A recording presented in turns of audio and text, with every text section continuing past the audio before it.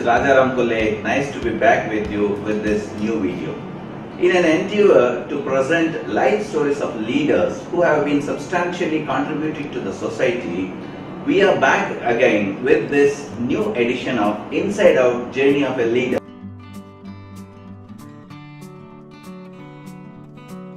Today with us we have Sri Udayakumar Gopalakrishnan, fondly called Uday.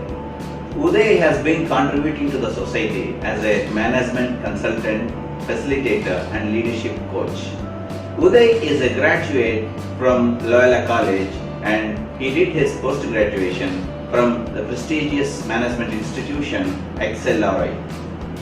Uday, after working for 11 years in various senior HR roles at Murugappa and RANE groups, has embarked his journey as a management consultant and learning and development facilitator by launching his firm Coremind on 15th October 1993. For the past 23 plus years, Uday has trained more than 28,000 middle and senior management corporate professionals. He has helped them to grow personally and professionally, further transform their lives for betterment. It has been a quite long journey filled with loads of learning and sharing, sweet memories and bitter experiences, and peaks and valleys. In this show, Inside Out Journey of a Leader, let's together learn more about this fascinating journey from this amazing, ever enthusiastic and energetic, meticulous and diligent, passionate and compassionate leader, Sri Udayakumar Gopalakrishnan alias Uday.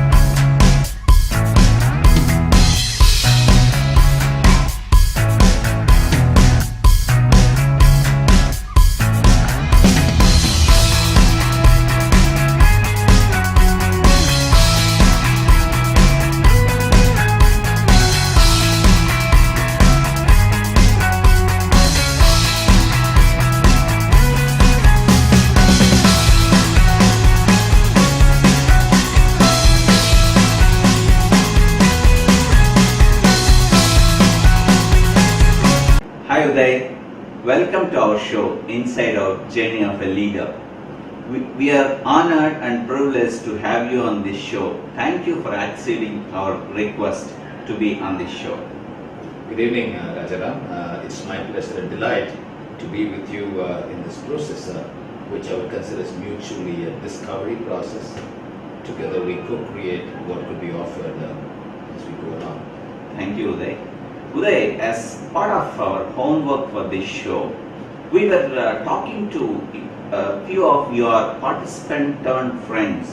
They spoke very high of you and your firm Coremind. It was so heartwarming.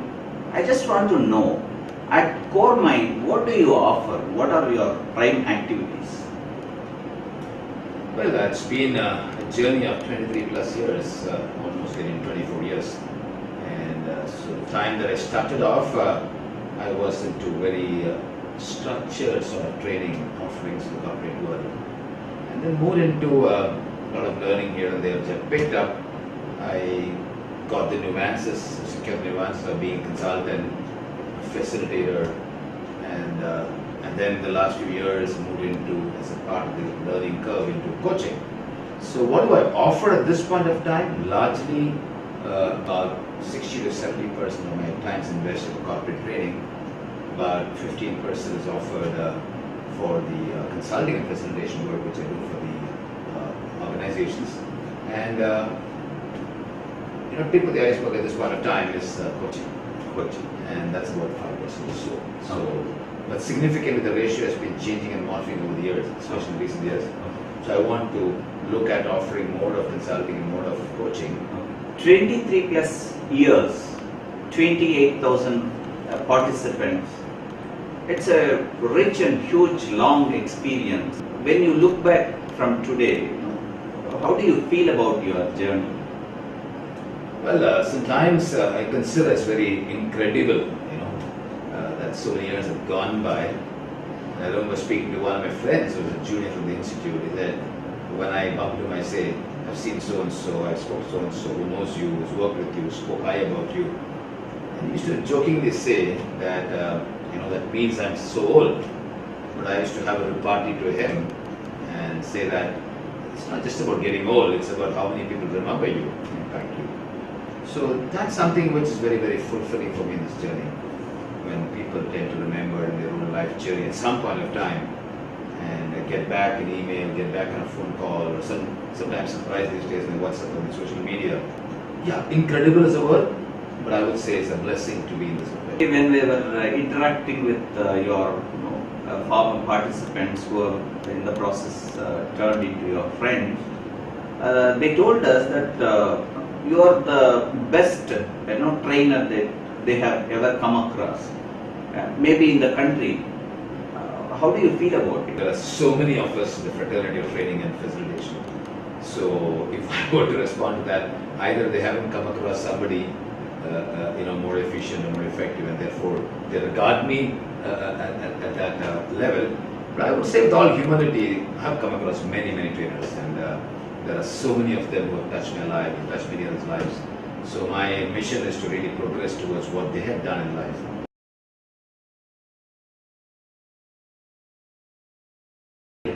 But I respect the views. If they consider me best, fine. It's motivating, stimulating, and reinforcing in that sense. Uday, as a management consultant, facilitator, and leadership coach, being in a position of great influencer, when you look back at your childhood phase, do you find any connection between your childhood and what you are now, maybe your professional success or your ability to influence? Is there any connection? Yeah, this is something which somebody even asked me earlier on, and I did not connect the dots at that time, but later on when it dawned on me, and my wife used to talk about that, my mother used to talk about that, I wouldn't say connections, but more in terms of some sort of origin or germination happened that way. My mother's father was a teacher and then graduated as a professor and then moved into a principal position. And likewise, my mother's brother, elder brother, who was also into teaching and retired as a headmaster. So I used to, in some ways, silently admire them, be envious of them, and also joyous listening to some of their trails and travails and stories about how they teach and what they teach and all that. So maybe that is one influence. I can't lay my hand and say that there's an established connection, but certainly, the motives would have started there. And somewhere, as I say, genes could also be prominently available for people in the next generation to take on the torch-bearing ability and move on. The other is, I can say with my conviction, I've been a very quiet student in all my student life. I have been very reticent, relatively more introvert, inhibited. I have my days of suffering from inferiority complex and compared to the others who are better off. But in all this, one thing I can reckon is, somewhere I realized recently when I was writing the book, the power of observation is something which is very, very strong in me.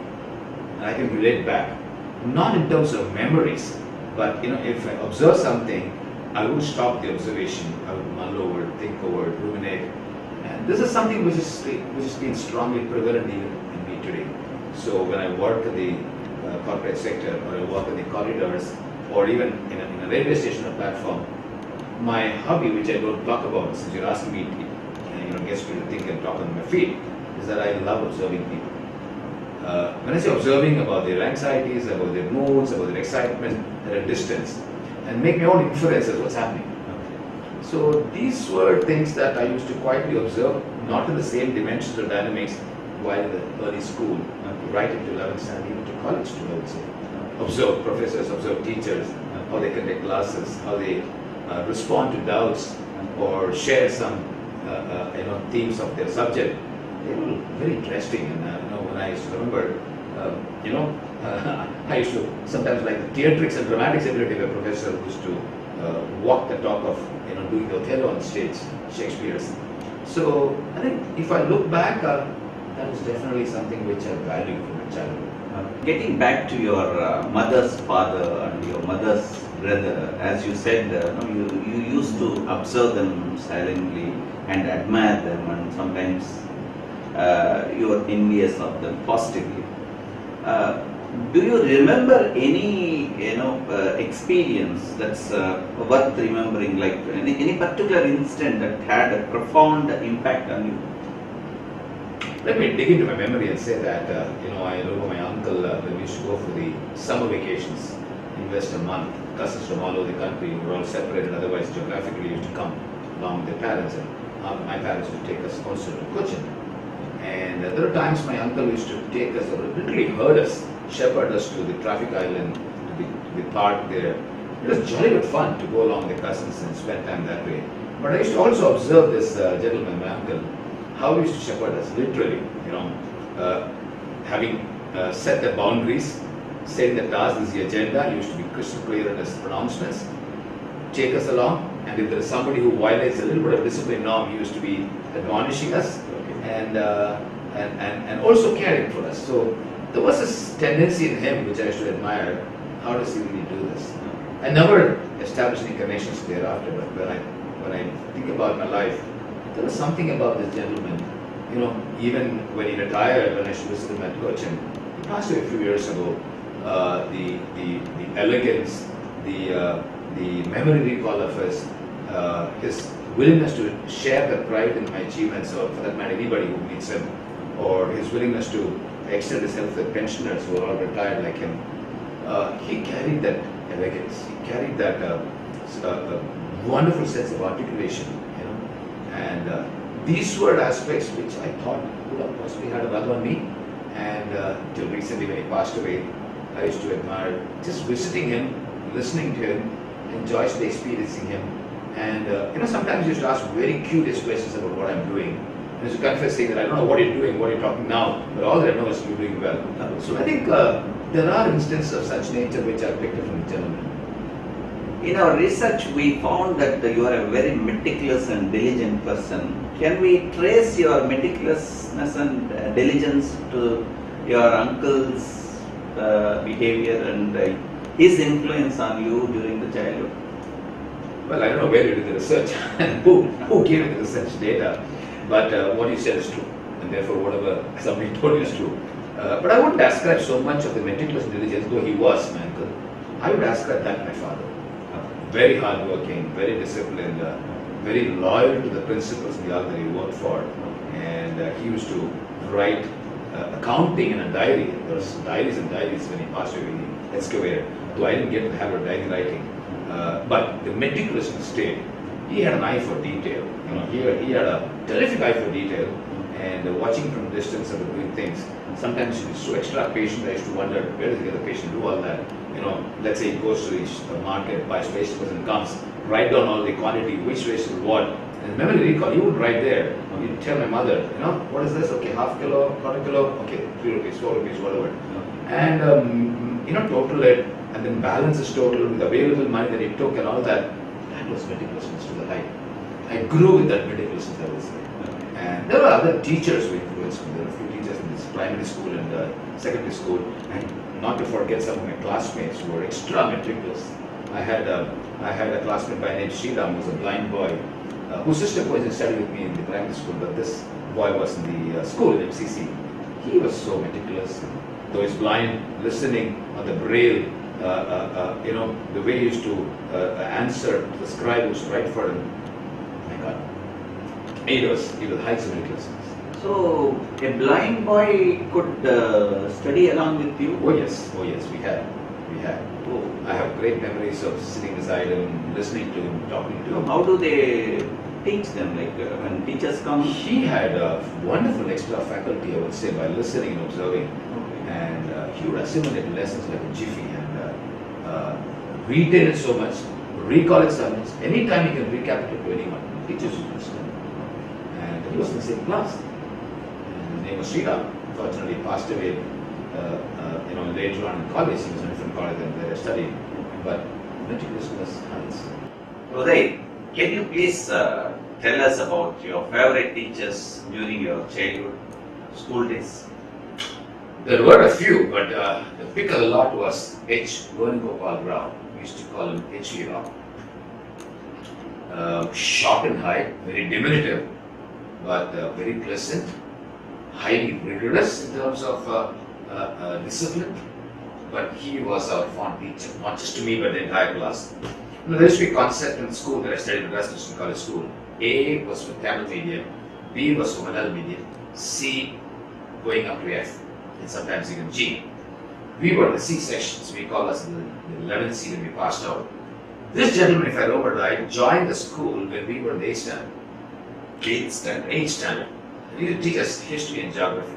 Okay. And he was brilliant, though, as I said, height was so short and diminutive, he had his presence, great and enamoring presence. He had a way of teaching, and what he taught stayed with us. Sometimes he used to graphically draw some images, how to draw an elephant. A few strokes, an elephant would come in. And we used to go gaga about him. And, coincidentally, just tell something, when we recently reunited with WhatsApp and social media forums, we only called this teacher, Rajaram. And I was asked to speak about him, and I said, he was a great blend of informality and focus. Focus to the core, very well prepared for his classes. Informality, with a bunch of guys who were all bigger than him in size at that point of time, he could still manage in discipline. He stole our hearts. I think that sums it all. He stole our hearts. And I think he's hard with us even today. And he also possibly resonated with us. And the beauty was that he traveled upwards. We used to call him promotional teacher. So he was an 8th standard with us. 9th standard with us. They became the class master. Right. And what more you want for such a teacher? So for 3 continuous years. Consecutive years. And he was a newcomer to the school. And he was regarded as one of the class teachers. And later on, I believe when I was in college, I heard that he got the best teacher award, awarded by the government. And today he's settled, peacefully retired. But I would say pick up the choice. I mean, not just me. You ask anybody in 11C, the section C that passed out that year in 76, they say HVR. What has been your favorite subject during school days? And is there any relevance to that subject and today's your profession or your life as of today? Tricky question though, because let me answer as to what I did not like, and that was maths. And what I wanted to like to get into engineering, which I never got into, was chemistry in the elective. That's good, close to school, topper there. But all said and done, I would pick English as a subject that I really like most. And I remember, these teachers had this nice habit, I would say, more favorable to me at that point of time, that they would ask us to prepare by reading the text of the next course lesson we take in the ensuing class. And the pattern of the teachers was that they would, the course had some tough words on top. So the course would continue below, and the title on top, and some of the words. And those are words we normally not use, not familiar. So I used to do the homework. In those days, no Google, no internet and all that. So I used to have a dictionary, a very constant companion, check into the phrases, check into the words meaning. And the pattern of the teacher was, okay, start with those words. And I used to put my hand up and, belch out, I would say belch out, because I mugged all those meanings. And I think I'm thrilled doing that. Otherwise, I'm a very quiet guy in class, but it's English, I used to get very sprightly about it.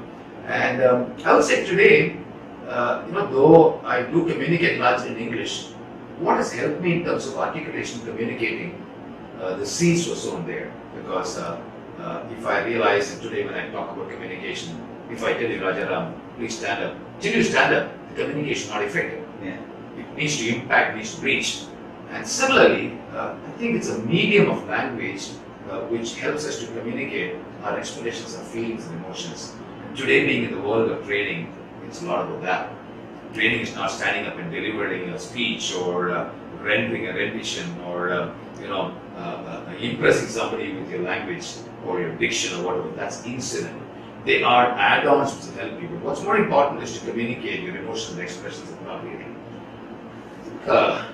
The seeding really helped. So you can trace your connection, for being a trainer and good at English to your school days. I suppose there is some relevance now when I think about it. And during your homework, actually, this also has cropped up. One of the participants has told us that your training programs are not only enhances personality, not only enhances leadership skills and other traits. They told us that listening to you itself is music to ears, and they learn a lot of new words and the way you form sentences. All these things are bonuses apart from personality enhancements and leadership skills and other traits that you offer during your training. So what's your take on that? What struck me in this question is about music to the ears, and I'm very fond of music. There was a time in XLRI when I studied later in PG in HR. I love those Malayalam songs, the melodic Malayalam songs. So I used to already sing that in the culture show, I'd sing.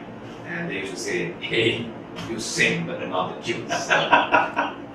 So I don't know.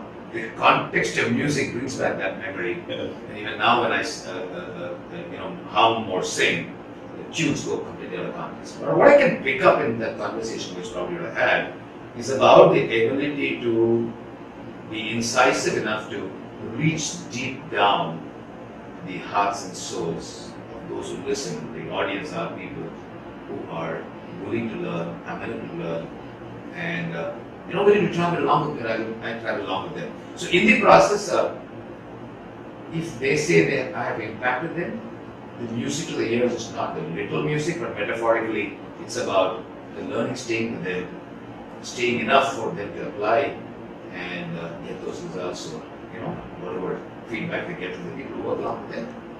Uday, during your teenage, your undergraduation days, what was the biggest dream you had? I wish I had one to talk with the biggest. I've never had one as such. Okay. I was very studious, right through my school and college days. And this fantasy come fascination. Fantasy is a dream. Fascination is achieving it. I used to end up in the top 5 bracket right through school. Okay, in terms of ranks. So, but getting to your question, did I have any dreams? I confess no. I used to go to the school, come back, mug, climb up, go back, study, come back. And that used to be my life. Evenings a little bit of play, in vacation a little play. But somewhere in the undergraduation, I felt a little lost. I did share part of the story earlier. I want to get into engineering, and at that time there was a myth. You take elective chemistry, physics, or mathematics, you can take first group, and therefore get into engineering. Little did I realize the myth was wrong. Ignorance of mine. Teachers probably did not guide me, or I didn't ask the right guidance. Maths was the only qualifying subject to get to first group, and therefore engineering was ruled out. So what was left? Doing medicine, and that was something which I did not have that sense of understanding or liking. And there was second group. In fact, I got second group in Western College in Tamra. But when I talk to people around, you go by the peer pressure. Somebody says something, dad's colleague says something, commerce somewhere popped up and it dropped into my life. I never walked into commerce. Commerce walked into my life. So in PUC, when I joined Loyola College, it was logic, economic, commerce. Logic, economic, commerce. There's no maths. Oh, so that terrible maths is out of logic is it part of psychology? Yes, part of psychology. Syllogism, illogical syllogism, and all that. Somebody called Berkman who taught us in Loyola in pre-university. So it was a combination of logic, economic, commerce, and English. And what was this? Subjects, languages, French. I took French. Oh. So I moved away from my traditional language from school. I moved away from maths, which is pretty much a boring subject for me. So I did these three. And one thing good about me, and not talk about myself, is that whatever I take up learning, I love to learn. So I learned very well, I studied very well, because there was a talk at the campus. If you do very well in that commerce group, you will get a walkthrough into BCom at Loyola. Okay. So which is my ambition. So I got into Loyola, BCom.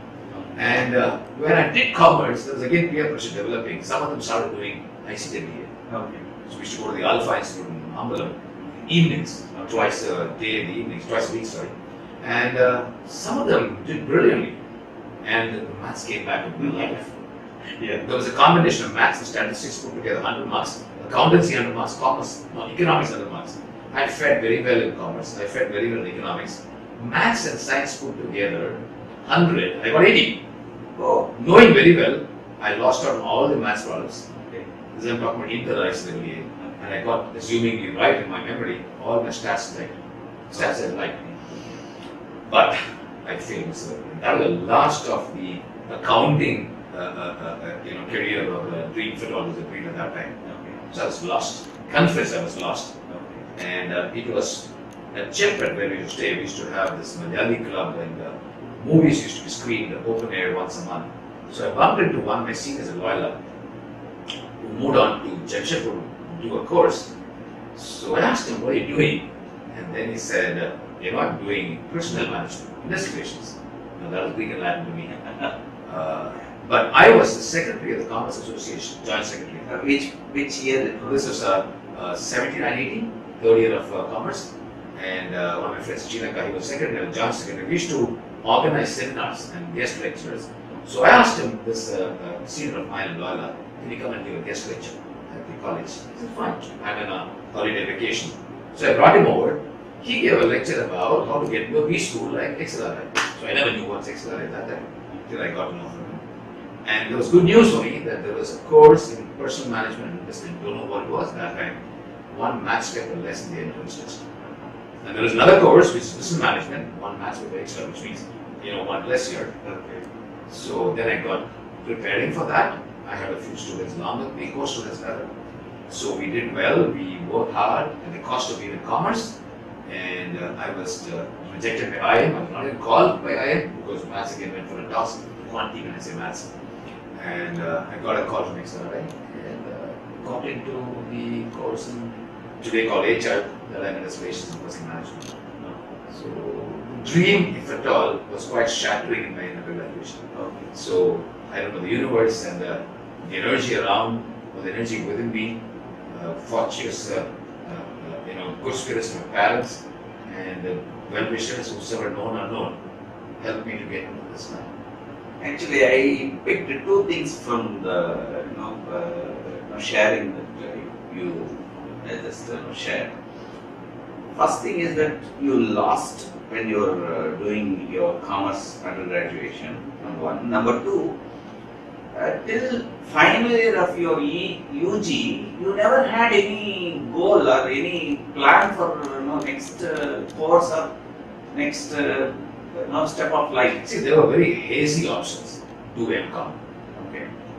do CA, which I knew was not going to happen because ICWA was still with me. Do ICWA. Then there was softer option. People said you can do company secretarship, which means there's not much of quantity stuff there. There's only legal law for the company and annual general body, record keeping and all that stuff. So these were the soft options. Frankly, till the third year I was lost. Or rather, till second year, end of the third year, beginning was lost. So when you had issues with the ICWA and when you felt personally lost at that point, did you consult anybody? How did you cope it up? Frankly, I didn't have anybody to consult. It's my parents, and they were ignorant too. Okay. And some of my classmates in the college, they were more empowered and enlightened. So I would say they were people who helped me blossom my potential and also somewhere gave me a push, a very subtle, indirect, powerful push that I need to do something. So I would say the universe conspired healthily. That me bumping into that guy, the senior, and that too in a movie location, watching a movie and in the sidelines talking about it, him coming and talking in the college, and then me getting aspirationally wanting management, don't know what is management, don't know what is investigation. So I think all these, the haziness sort of gave way, those bad clouds withered away and something healthy happened. Actually, in previous edition of our show, Inside Out Journey of a Leader, we had an IRS officer, Sri B. Yadagiri, as our guest. Okay. He told us that when he was doing his graduation at Tirupati, while traveling in bus, he overheard about civils and then he got into civils. Now he is an IRS officer. Now you are saying while at a movie club and you just got to know about XLRI and now you are an XLRI postgraduate. What is your take on this? Going back to, I'm just putting one together, going back to what I said about observations. I think observations play a lot in terms of learning and growing. If you're observing, you're curious, you're inquisitive, you are ardent, you become more ardent, you become more interested in something. And, so I think these are storylines of many. I keep hearing storylines of my son's classmates dropping out of NIT Trichy after going to AIEEE and getting the seat, abandoning and moving into AR Rahman's troupe. Oh. So, he learned music and probably his parents were scolding him saying, don't listen to music, study. But this guy, dropped out of 1 year. So I think there is a silver lining of the storyline, in every storyline of everybody. Perhaps it's so difficult for me to fathom that something to be very structured and planning and at that early stage to get into something very content specific in life. I've come across participants who have changed gears and changed completely career opportunities to something very, very different from what they were doing earlier. And I would say it's basically the calling of life which awakens you at some point of time. And it's also the combination of wondering what you do. I think it's a good place to even get lost. Okay. When you get lost, you don't know what's happening. Yeah. And considering that you talked about earlier, meticulous and diligence, those are success factors you employ into a situation of being at a loss. So the loss becomes a state of being positively restless to search for something. And when you search for something else happens. Influence of the classmates, you read something in the paper, or do some exercise activity somebody else, or you hear, as you said, this Yadagiri whom you interviewed, listen to somebody talking in the bus.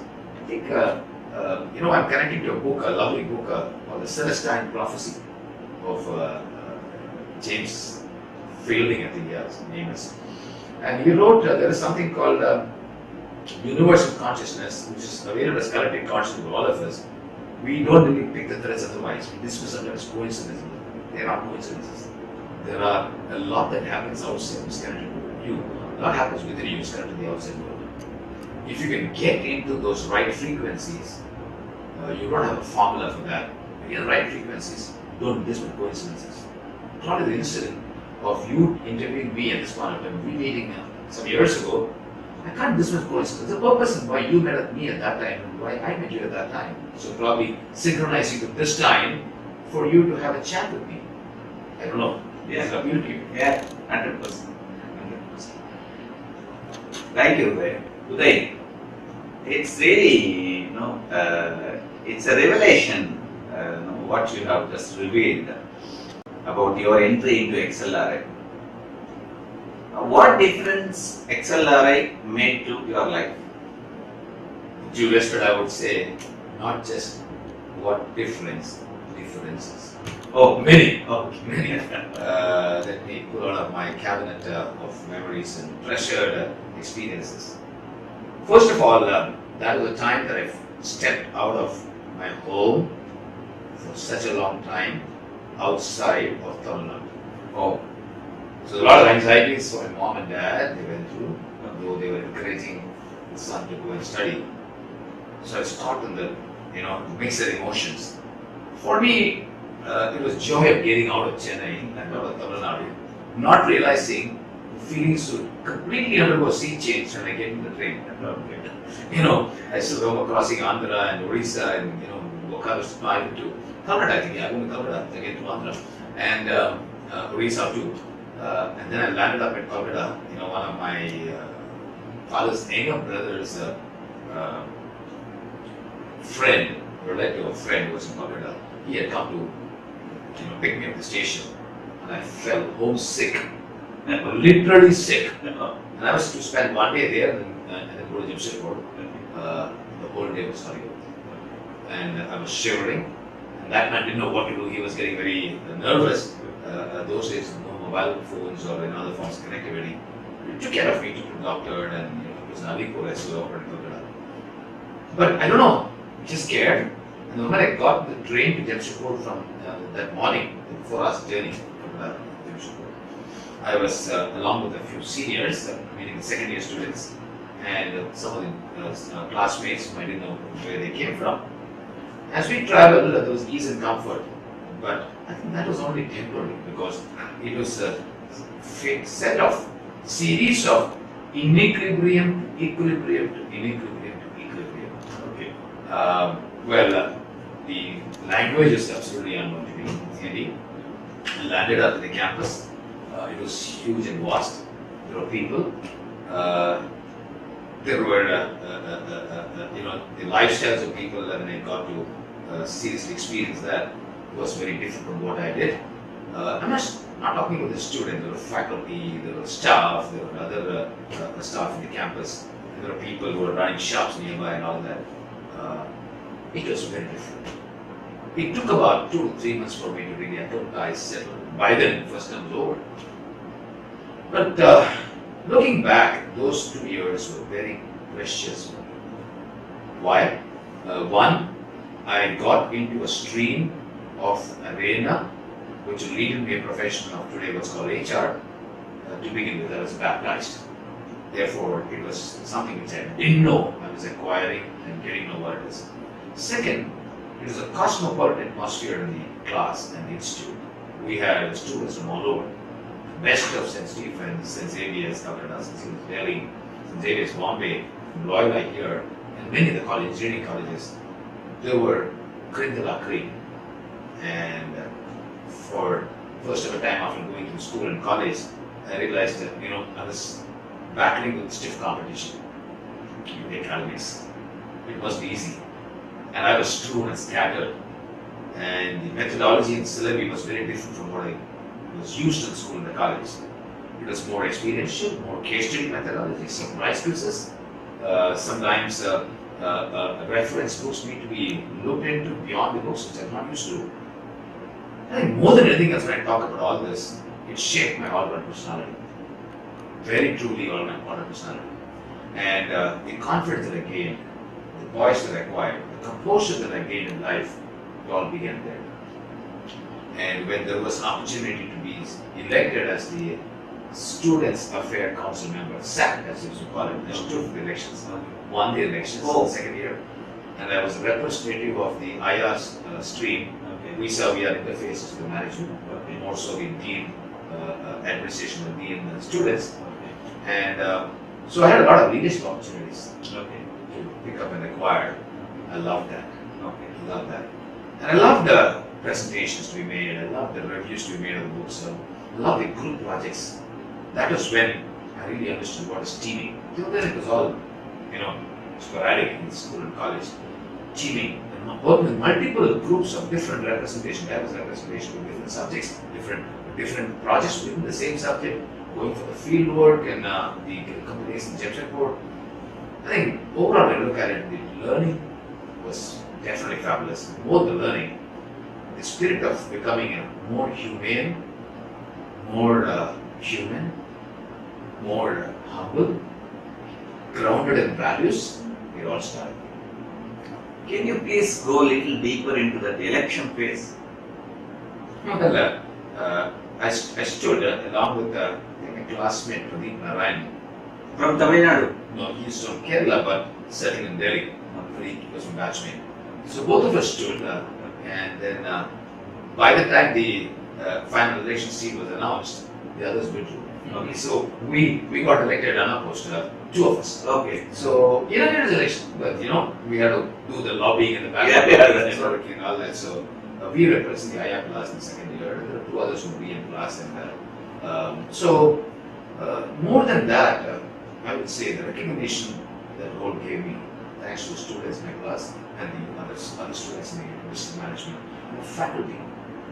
And, dabbling between the interests of students and the faculty, ensuring the common objectives are met, yet the individual missions are also taken care, helping us to reach where we need to as students, and to be taken care of students in terms of amenities, the fight for the better food in the mess, the fights for the playing time. That is always common in all hostels. Yeah, but it was first-time experience for me. I mean, being a passenger, being a consumer is different in a train travel or food pandi. But leading and making it happen, and also taking care of the voices, representing them, and ensuring confrontations don't go beyond the boil, all those were pretty good learning for me.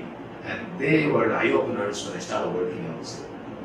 What about friendships that you developed at XLRI? Still very, very intact. Very intact. Today we have a very vibrant WhatsApp group of the 82 batch. We were about 90 and about 50 odd people are in the WhatsApp batch. Oh, And thanks to a few others who believe we organized that. So we had a reunion in 2015 in Chennai. Some of them had a reunion in Delhi, which I could not go. So every 2-3 years they're meeting and getting back to the old days. Though many of them have moved territories, moved geographies in various continents. Many of them moved into very senior roles as CEOs and presidents. Some of them consulting like me. So it's a nice parade to come back and reunite and do all the high fives and do all the dirty stuff and talk about all the dirty stuff. When I say dirty, this naughty little stuff you grew up with and go back to this plane of life of being boys. Okay. Those are interesting. okay. Any classmates, friends from Tamil Nadu? Yeah, there were.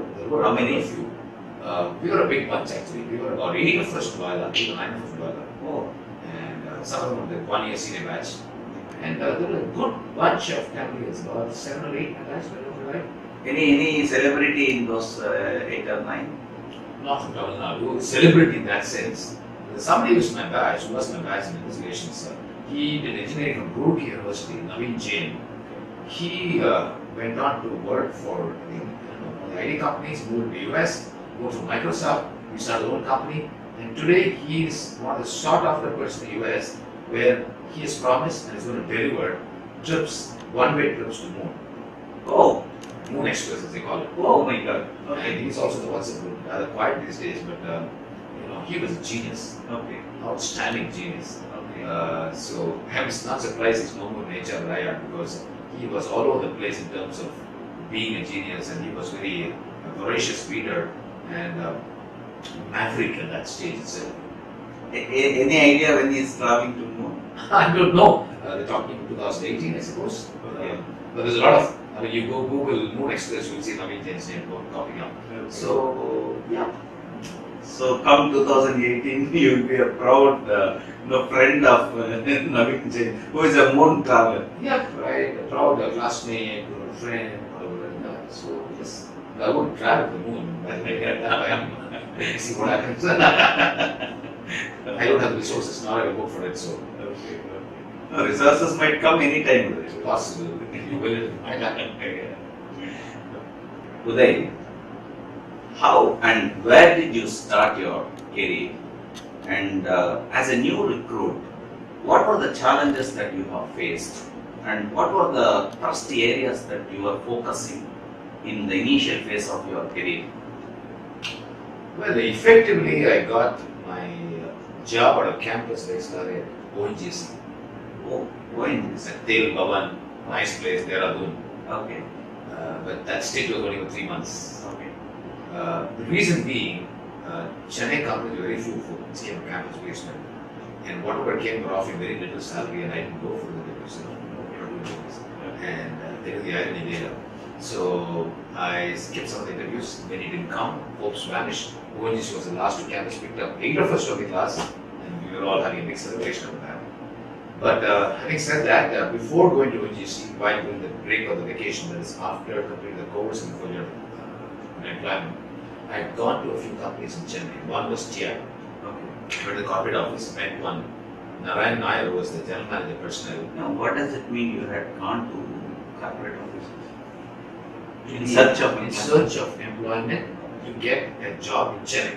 Sumo the basis you have gone or you have attended interviews? No interviews. See, I knew very well going to ONGC. would mean that I'm going away from the pathway of what I want to get into working. Okay. That was an administrative officer position. That was more government job. Okay. And but getting a job is important from the campus. So we got it. I got it too.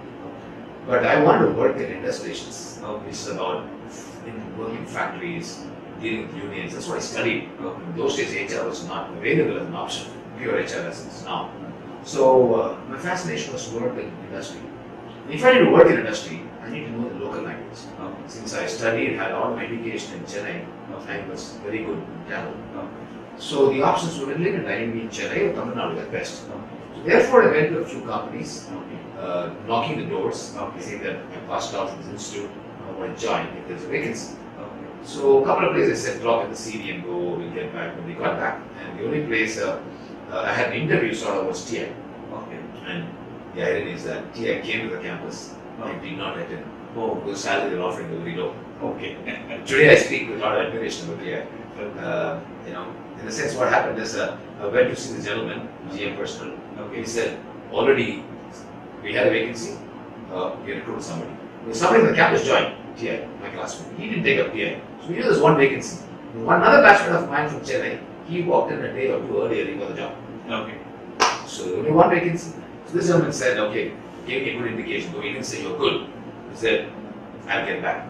At an appropriate time. Getting an appropriate time, as we know in person at that time, is okay, may or may not. So I went and joined ONGC. Within a month after joining ONGC, I got the Joining ONGC was at Dehradun. That's the headquarters, Telangana. And within 1 month, I got the offer from TSI. I came home. So my dad rang up, I don't know when, STD or whatever, that time. And I submitted the resignation immediately thereafter. So it was 1 month notice period. So 2.5, 3 months is what I served in ONGC. Too short a time, I would say, but my career was just about flourish, like one of those Rajaram movies of the birds of flying. Yeah, many of them. So getting out of Chennai. So the rest of the period in ONGC, the notice period was holiday time. I went to Missouri, along with my friends who were there, and then we could spend there and come back and all that. So but eventually I joined TSI, so cut the story short. I came to TSI in Zambator. I joined as assistant personal officer. Challenges were many. The most unexpected challenge was a very difficult boss to manage. Very difficult boss. The most difficult ever that I managed. And that I would say because the rest of them were easy to manage, but this was very difficult. Second is I was made to do a lot of menial jobs. Like for example, go count the canteen coupons every shift.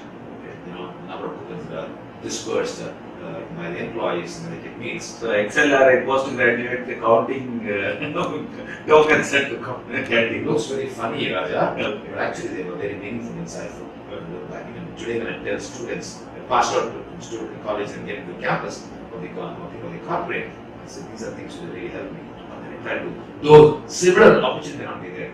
So the other was writing the identity cards of temporary workmen manually necessary stuff.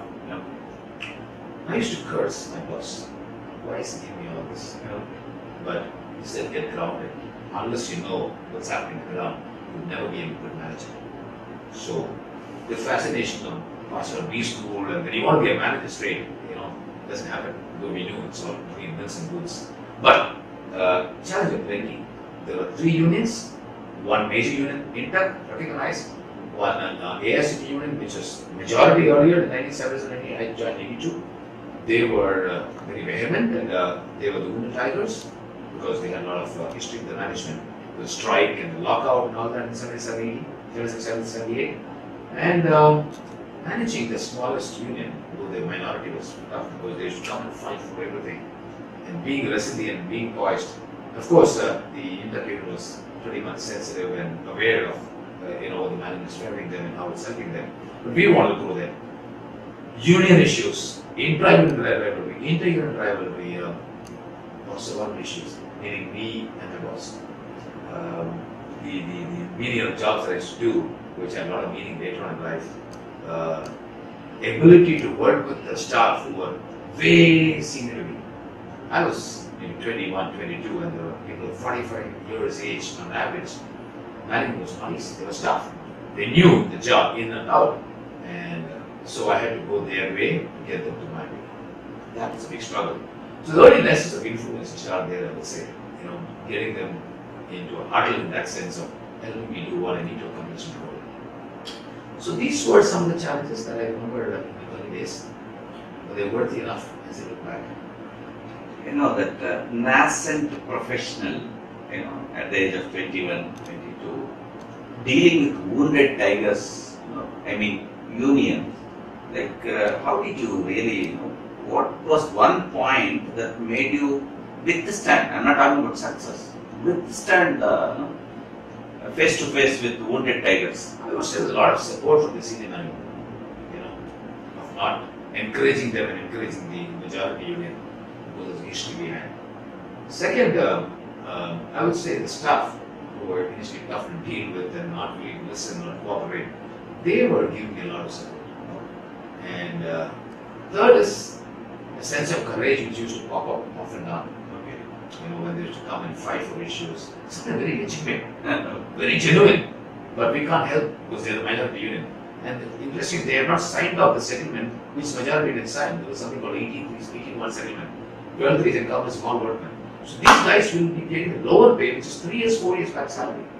And the union has settled with management, and their employees will get, their union members will get higher salary. Almost a difference, 200 rupees, was substantial at that time. So the unit tigers is history part, but also the living and the livelihood is affected, isn't it? When you walk back home to your wife and children, they don't understand why you got less by 300 rupees salary. So there's all these manifestations to come into the work today. Sometimes they should be very diligent work. You can't blame them, you can't find a fault. And they're very philosophically strong. But when it came to taking up issues, they're very, very, very resilient and courageous, I would say. I think overall, I didn't lose my cool in that sense too often there. But I realized they are human beings after all. Yeah, but and they are contributing to the mission of the organization, so why make them feel? Particularly during 1982, 200, 300 rupees was a substantial amount. It was, really it was. What was the earning? I was earning about 1,200, 1,300 at that time, which at that time was huge amount. And the irony, to fill the gaps, the position that I rejected in the campus, I didn't go for the interview. I joined in the same company, same salary. And you went knocking the door and asking for the job. But looking back, I have tremendous pride of having worked with GI. Even today, wherever I go, I love talking about GI and this conversation. It gives me goosebumps to remember all this lovely learning shifts and turning point I had in my life. And I'm proud of the company, and I keep telling them even now to other organizations. Not about me working there, I've also collaborated with GI quite a lot in my training work. Uday, do you remember any maiden memorable recognition during your first employment? Yeah, I do have a maiden and I do have a more memorable. The maiden was getting promoted as the senior personnel officer. Oh, the joint assistant personnel officer. So de facto role is, let's say you spend about 1 year to become personnel officer. Because people used to call me even as assistant personnel PO. PO was lower. So actually you were APO, but they used to call you PO. Because the person who was holding the person earlier was PO. So somehow that personal office is PO. So that is de facto, which means not a time scale you need to perform. They got that in 1 year. This is a normal period that you spend as a APO. So from the PO to SPO, senior personnel officer, doesn't come that easy. That's one step below the manager.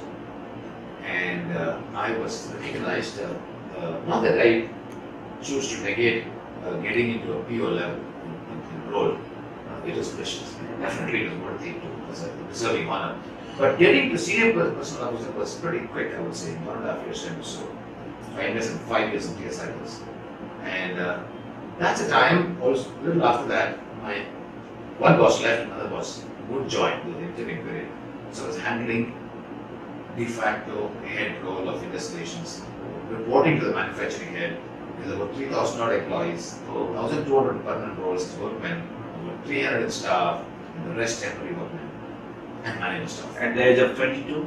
No, I joined around 21, 22. This would have been 25 and a half, 26. Oh. 3-4 years experience. So, while as a senior personnel officer, I had the opportunity to head the personnel department, reporting to the manufacturing head. Now, I did well, so to say. They said it, they recognized it. So, coming back to memorable recognition, there used to be a system that the company needs to do that and cash awards. Very surprising, apart from promotions. So, having secured a promotion, you can't get a promotion within 6 months. Cash awards is a discretionary loss. So, being in personnel, I was looking at the administrative cash awards, meaning the recognition who will do what and who will be given. So I used to be also in the discussion among the peers who manage the departments and the head of the unit. They did not disclose to me because I'm part of the committee, and when the covers are distributed, I knew who's getting where. My cover is so stealthily kept, done in the personnel department by the staff. And the manufacturer had called me and said, I want to meet you. We go to the meeting I went. And then he said, sit down quiet. And then I was leaving this cover. So I was astonished. This cover. You open up, it's your cash award. So that was a terrific. How much was that? Can't really remember now, frankly. But it could have been easily in the range of 2,000, 3,000 rupees. Maybe around 5, I'm not too sure, but around 2,000, 3,000.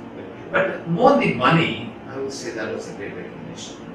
So I came back and shared with my parents. I wasn't married then, so gave that cover to my father and mother. I used to give a substantial sum of my salary to my father and mother. Just after I got my employment, and continued the practice. So I gave this cover and it went into some house needs or whatever. Look back, that was very memorable. Very surprising, pleasantly surprising. It may be a little out of place, but since the topic has come, you are a very, financially also meticulous person, which we found through our homework. Can you trace, roots of that, financial meticulous to your parents or childhood or any particular incident in your life? See, I don't mind saying any number of times now or later that I'm very weak in mathematics and finance. Connected to finance in that sense. When it comes to this, tax figures and all that, I'm very weak. Very weak in the sense, I never realized that's my area of strength. But this question of yours is a little more different to the way it appeals to me. It's about financial prudence in life. Exactly. Economy. Handling economy. I would say that goes to my dad and mom. They sacrificed a lot of extraordinary work. Mom at home, dad at work. They used to maintain their accounts, as I said, very, very conscious of that time. I thought, they would give me pocket money. They hardly gave me pockets when I got into college. Otherwise, I would come out in school. So, that used to be also on some other, what should I say, reasoning I would take it out. Anyway, so financial prudence was very high. There was no extravagant expenditure in any point of time. Though we could not afford to be extravagant, that's a different thing. We were staying in a rental house for 20 years or so in Chepet, then moved to this place where we had that rental house in Murugappa. So that stuck on to me. Even today, whenever I organize or be part of organizing committee of a reunion or whatever, my eyes would go, you go at this much. Can't we tone it down? I may not get to nitty-gritties, but then I would say, if there is something lavish to my intuition, I would say it's lavish. It's not about the money. It's not about spending. It's about the love that you do, what you do matters. And therefore, in that sense, the financial prudence and the love that matters is what I would acknowledge as something that I connected to the financial discipline. How did you handle conflict of policies and culture of the organizations that you worked for? Culture and conflict of values and conflict of initiatives which the company's objectives have is something which is universal. No company is spared of it, no organization is spared of it. But getting back to your question, more specific about the company we worked with, I worked in TS Cycles, RANE, Coremind Universal, and then in XLRI. Three of them the same organization, same group rather, one is outside of RANE. There were many times that without knowing what it is, I used to wonder why things were happening. And I realized I was examining those issues being away from being in the thick and thin. There's a big difference. When you're in the thick and thin, you brush yourself, you get enmeshed with this, what's happening, and therefore there is more reality consciousness. But when you tend to be just an observer and then make your own comments or whatever, you're getting detached. As a you, I'm talking to myself in that situation. But the two things that happened as I continue to work in my career 11 years. One is the realization that I'm in HR, therefore I need to be more clear about my own convictions. There could be disturbance within me, there could be conflicts which I would have at the personal level, the organization's policies or trends or certain missionary objectives. But I cannot be at loggerheads in an open forum. I carry the torch of being an HR professional. So though you had something inside, it was only at personal level. It's personal level. And who does not have? Nobody is fair of that. So what I'm coming to is that if I, as an HR professional, in a senior role, talk about things that are, which doesn't appeal to me or I don't like, in open chat forums, what would I have in indulging in gossip? And therefore this gossip would boomerang against me. What I was getting to learn was about how do I manage my internal turbulence and talk about this in appropriate forums and appropriate. Forums would be peers or seniors, or the boss, or whoever it is, and taking it up with conviction, saying that I may be wrong, but I want to say this. I do sense a bit of disturbance in the other employees. I do sense a bit of disturbance in me. Condemn me if I am wrong. Condone me if I am not on the right path. But I want to share that. So there are occasions I've shared. So that's something which I did to cope up. Second is, in terms of growth and evolution, I realized there can never be sync in every way for every employee in every organization or any organization. There can never be. There could be a lot of disparateness, a lot of disintegration that could happen in terms of people's perceptions, understanding, and how they felt and how they impacted because of decision management. Leading is tough. You can never be a popular leader, nor can you be a leader respected by everybody. There would be skirmishes, not physical, but emotional skirmishes which people would hang on to. There will be people who are not bothered at the organization, but just working for the tanga or the salary and then clock their hours, who are disengaged. There will be set of loyal employees in the organization. So, an institution, an organization, a composition of all these or many more, I would say. And where was I belonging? As I matured and worked and evolved the career, I was not part of the gossip here. I stayed away, long back away from that. Second, I did not permit myself and encourage myself to allow somebody to walk into my cabin and talk ill about somebody in their absence. If somebody comes and says somebody did that, I would say, can you bring that person along? Because if I call him, he's going to give a different story about you, and you're going to give a different story about him. Unless a fraudulent thing that you come across, completely against the value of the organization, there's a pin or a plane somebody stole it, I reconcile with the company's policy that I will be part of the HR team and the management team to harness and ensure this. But if it is some behavior issues, equally every single person is valuable as same, every single person is responsible. So the cultural difference can also come because of people differences in terms of perceptions and interpersonal dynamics that happens. And therefore it all culminates into making or breaking the culture in some way. So there is an over a period of culture, which is over a period of time, 30 years, 40 years. Like I see in every company that I work with, there's working period culture, which even I can make. So I used to influence, motivate people, forget about the old culture, you and I can't change it. Can we change our culture in the domains that we're working on? While talking about, they would bring up their grievances, they would bring up their issues, they would bring their concerns. I was willing to listen, to be empathetic, but at the same time draw a line while I understood what I connect. But remember, we work with the organization. We can't have any personal choices all the time happening here. That is 1,000 employees having their own personal choices. It would be absolute mayhem, it would be absolute chaos.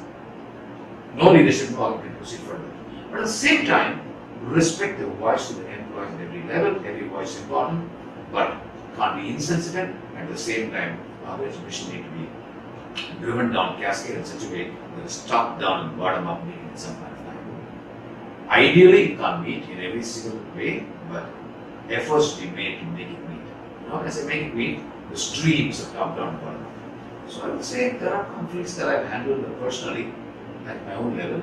Talked about summarize appropriate levels and forums, and not to be part of the gossip gang or the waste management gang. Waste management gang is the cultural waste management gang I'm talking about. So, so stay clear, be grounded in values, be empathetic, be firm. Uday, when you are having good times and good promotions and with good groups, what made you to quit your employment and turn yourself into a trainer, consultant and a leadership coach? What made you to take that decision? Well, it connects to various phases of my life before and during that step that I took. One is when I was working in RANE, I was enchanted by the GETs whom I used to recruit, graduate engineering trainers. So I used to go along with technical people to recruit personnel, HR department used to be representative. So they used to hang around with HR. They used to be 1 year with HR, on records. They used to go to various departments. I still know many faces. So there's a small conference hall in the finance department. I used to take them in the evenings. They used to be free and take the evenings, chat to them how the day went, and it was very enchanting. And I developed a small little habit of making them read books, sell their books. Dale Carnegie, Robert Scholar, Norman Vincent Peale, of that type. They were also famous at that time to make them do read a chapter, present to the others. I would learn, add my perspectives, and whatever. This was going on for a few months, so that was very enchanting for me. I mean, my mother didn't like my regular work of conflict resolution, employee management, all that. Evenings used to be, mostly evenings we used to spend on that. And then I would attribute a big decision that happened in my life for me, taken with management. On my request, I went and asked for sponsorship for a MILT course, Advanced Leadership Training, and that was done by somebody called Acharya, who became one of my big-time trainers, in the early phase of training. So, company sponsored me, and it was a 7-week course, 14 evenings, 6 to 10, very rigorous course, both in the rigorous part of the course, the rigorous trainer, very disciplined, and very regimented, structured course. As I attended the modules one after the other, it was sinking into me, almost like in the picture that was developing within me. The imagination was, I'm going to go and share this to the audience in the company. So I was very excited,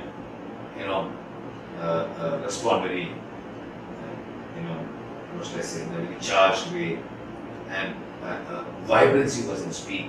I used to meet people, talk about this course, and there are many instances that took place. And as the course drew to a close, I did make some groundwork with my boss, general manager operations, and with the unit chief at CVC that they knew I'm attending, and so I said I want to share this course and what I learned to the executives in the company.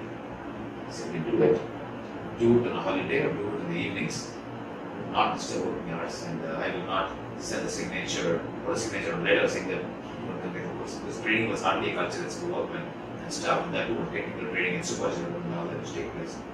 So that's when I got this motivation. They said, okay, give a budget. And I talked around, I said, over many names like K.R. Subramaniam, Seshadri, somebody was Chima, Srinivasan, and a few others. I informally seated in the thought, I'm going to offer a training program. And the good part was they all instinctively agreed. Were they your seniors or peers? Some of them were seniors and musicians. I joined a deputy manager, something called Provost, who was already manager, which was one level above. Some of them are equal level, some of them are juniors. So I still remember that batch strength, 24 of them. We all assembled, or rather assembled every year, I don't know which day of the week, at a place called, now called Trident. We used to be present only at that in part of the RANE group. The evenings we used to invest time once a week, and that took off. And thanks to all those participants, came into the program. So they didn't know what they were in with me. I didn't know what I was getting into. But I got hooked on to life, I would say, to the life calling. And I didn't realize it. As I was doing the first batch of these modules, there were a few others who were in the company. They started inquiring with me about this. They started talking to the participants in the program. They want to be enrolled. And the third was on. Second batch was signed up. There were 30 of them. The beauty is that, 6 of the participants who attended the previous program batch, I did like what operation in the model, have reviewers, which means people who do the first batch to come back as reviewers. Okay. So out of 24, I don't know whether I selected or they volunteered, but I would say both. So I still know the names, K.R. Subramaniam, Seshadri, T.K. Srinivasan, and then who else? A couple of others, places from memory. Vijay Babu. I still know those names so very well, so very clearly. They all came back in the second batch as reviewers. We had 30 in the second batch. And that went down very well. The organization culture underwent a big metamorphosis. There were people who were very quiet, started saying good morning, started greeting people, started becoming more gregarious, more sometimes people say noisy, but then music was on the culture. We also came to know that you have inculcated the habit of tucking the shirt. Yeah, inside the shirts. I know that I picked up. I'm not familiar. Okay. That was my own fantasy about being smart in the workplace. So there were many officers and managers who never used to insert shirts. They used to put it out and come. There was no rule you should insert. But in the program, I don't know, it struck me after I did, if I remember 3 or 4 modules, I said, you need to tuck in. If you don't tuck in and come into the program, you pay fine. Oh, okay. And it caught on. So by then, the program caught on, the acceptance level of me with the participants and learners caught on. And I was getting close to the participants. It all became multiple waves, I would say. And I still remember somebody called Ramanajam was purchased. He attended the second batch. So after this inserting results happened, he came in one day and said, "Okay, look, what happened? I just inserted." The influence is contagious. And there are a few others. And I still remember somebody called A.P. Balakrishnan at the second batch, I think. I'm not sure. He never used to. Prabhu, he never used to. Because they all put in about 20-25 years experience already. But they all, did it. It became a sea change. Though they were not participants. No, some of the participants. Prabhu was part of the first batch. So, what I'm trying to say is that it was visible. They say justice should not only be done, but seem to be done. It's seemingly happening. Seemingly happening. That was very bright memory even now. I think that is true. I don't say this to you, but it's true. Okay. As we were talking, you repeated one name 3 times. That is K.R. Subramanian. Can you please throw some light on that person? What is your association with him? Some light. I have a lot of lights about me. Lot of lights. I'm being very honest and sincere. He was the best participant in the program in the maiden batch. We became very good friends. We continued to be very good friends. And he used to have this habit of working in the factory. My office was overlooking the security of the company RANE. So he used to come from this side, he used to work in plant engineering and special purpose missions. So whenever he used to walk across to the other mezzanine set of cabins, he used to come and say hi, we used to talk. How busy I was, he had a charming face and he used to enlighten me, humor, focus. We used to talk about this program. We had done drama shows together, doing value functions and all that. So was he senior to you or peer? Senior to me in age and senior to me in designation also, because I was deputy manager and then became manager in 1990 only. And around the time he came as manager, I'm not sure. But he was definitely in age. But he was childlike in his enthusiasm. He was a terrific learner where he used to pick up every single cue that I used to share. And then he used to be a terrific motivator for his colleagues, and he was one of the group leaders too. The journey continued in life that I ended up learning before he left. I went to Coremind, he went to Murugappa batteries, he went to Balaji group, and he invited me for a program at that place. And I remember staying with them off Gudul, a particular place, that night, and then he took me to the factory and made me kind of the sessions there. What rubbed off in me at that time and even now is this passion to do anything and everything with a lot of play and joy. Never be indifferent, never be discouraged with what you do. What you do, you be connected, you love all what you do. That's a tagline of it that I still carry. Of course, we continue with phrases now working at Coaches Lab and there's a business head there. When I conducted the first-time development course, thanks to many of the participants who did those programs, talked about it, and came back and made a request. He was one of the pillars to support me in the endeavor, and he's one of the integral members of that close knit family. I can go on, but then.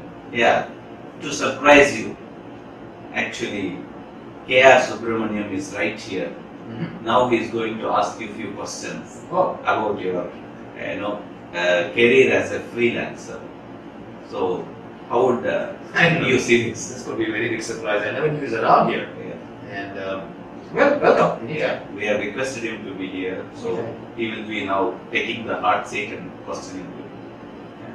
Thank you. Hi, Uday. Hi. Good evening. This is good evening. This is a tremendous pleasant surprise Rajaram pulled on me. Never knew you would appear now. You're always in my heart, but you appearing physically with me now. It's a blessing. It's a pleasant surprise for me too when he called me. Oh, he didn't tell you. Yeah, he didn't tell me earlier. Ah. Surprise, even I don't know what I'm going to ask you. Okay. Don't worry, you don't ask. Yeah. You just talk. Yes. We have Okay, so much anyway. common. I was there when you started your career as a trainer. You left RANE and then joined. I remember you discussed with me also. But just I want to know, when you started the career, you would have faced a lot of problems. It would not be a cakewalk, I'm sure. In the initial time, beginning, you would not have got opportunities or you were struggling to get all that. Just can you briefly tell us how it happened and then how it all became a success story? Well, when I look back, there was something within me which kept telling me, take the move, jump, quit the company job. And it started in a small way while working alongside with you in RANE, but it was not very strong. I said, come and telling me one day you'll be on your own. I told him, you're joking. That day will come. So I went to Coremind, I moved to products, connected programs on weekends and Saturdays for the companies who know that you attended. I remember you coming helping me with the memory skills, Coremind too. So, the decision was taken, but the moment of choice to make me implement the decision was not getting postponed, but was getting, formed, I would say. So, when I joined two products in deputation Coremind, I remember telling myself, it's a great development culture, unlike RANE and Coremind. I'm not saying they were not development, they developed in a very different way, business. But the employee engagement aspect of the development of new products, and highly my boss was tremendously supportive. He used to blindly sign budgets for training. And when I saw that playground of me training was one part, and also training happened to everybody, it sort of got into me, I think this is something which I need to do. So I used to engage trainers.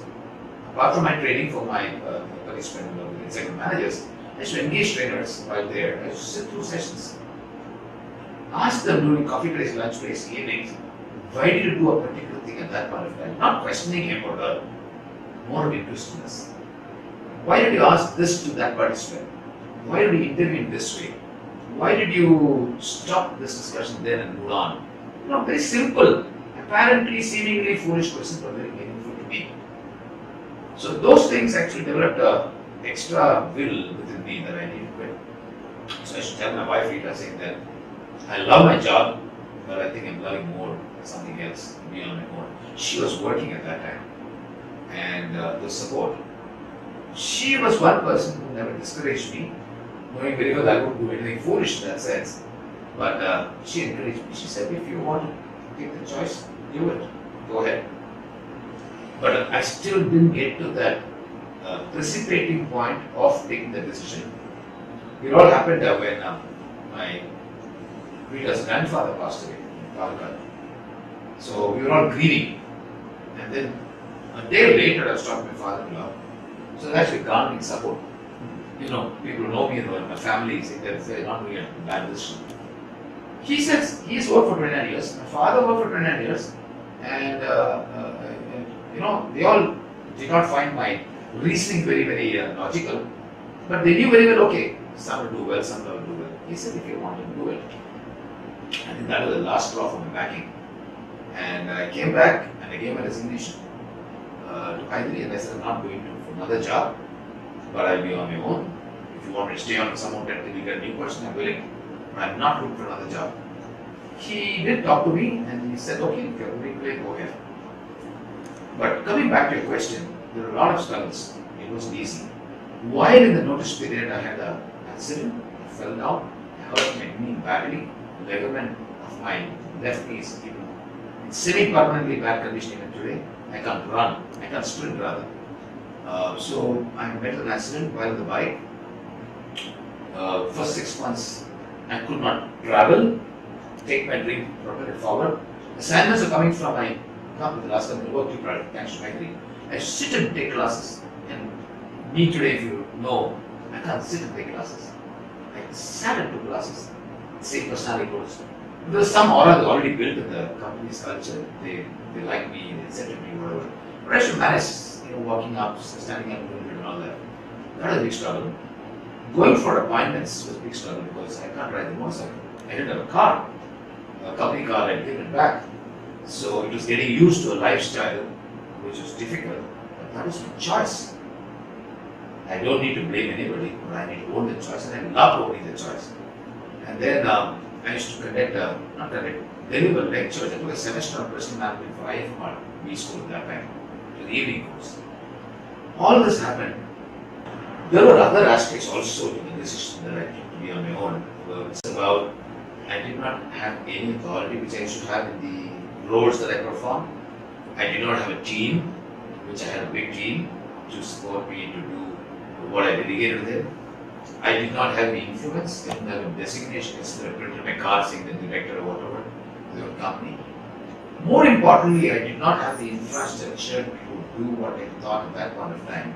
But I realized one thing, that I need to work for putting infrastructure in place, and not put it and then start working.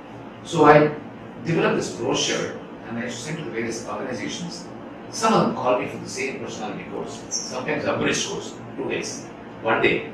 Sometimes a week course or 3 days. Sometimes they were willing to look at 12 days, 12 mornings, 12 days. So that was the starting point. But there are other things that didn't bother me. I didn't get a concrete monthly salary which I used to get while working. I used to call myself a daily coolie. Even today I say that if I call, I get that, otherwise I don't. But that didn't bother me. It didn't bother me that I did not have a team or a wherewithal or resource. It didn't bother me that there was nobody calling up me or wanting to speak to me like it happens in the organization I was working. People used to come, talk, share. It was happy. So it was a period of loneliness also. But all these struggles were nothing compared to what I wanted to do in life, which would make a difference to people. And I carried that tempo with me, which is about, notwithstanding these struggles, the larger mission is all about helping myself grow to grow others. At a point of time, Rita quit her job. That's what I quit the job in 93, she quit in 96, and became a great support for me and family and my office. And I would say struggles were plenty, but it didn't weigh me down. It did not pull me down. On the other hand, what motivated me is the spirit of doing good and noble stuff in the profession that I'm engaged in. You had any godfathers who supported you in the initial stage to your training program? Like I could say that your previous employees like TA and RANE gave you some opportunities. Probably there were some godfathers to support you and help you. I don't know whether to call them godfathers, but they were great well-wishers to me.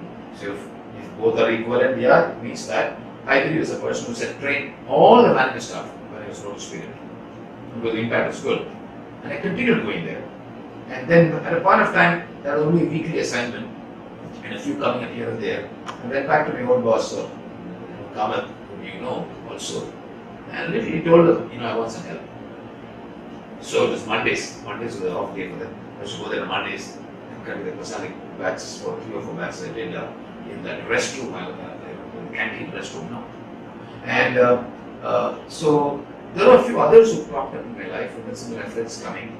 I think I would pick up Hyderabad Kamat to give me the starting launch pad.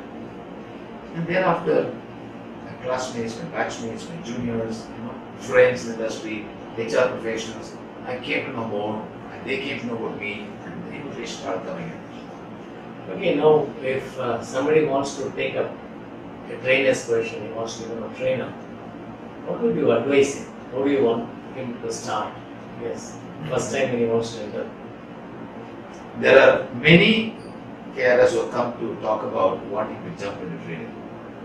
Some who are working in corporate roles, some who are having some psychology background or some background where they feel they can get into training.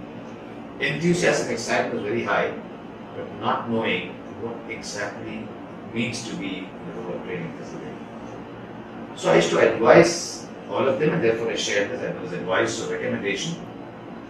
Never get into training with no experience.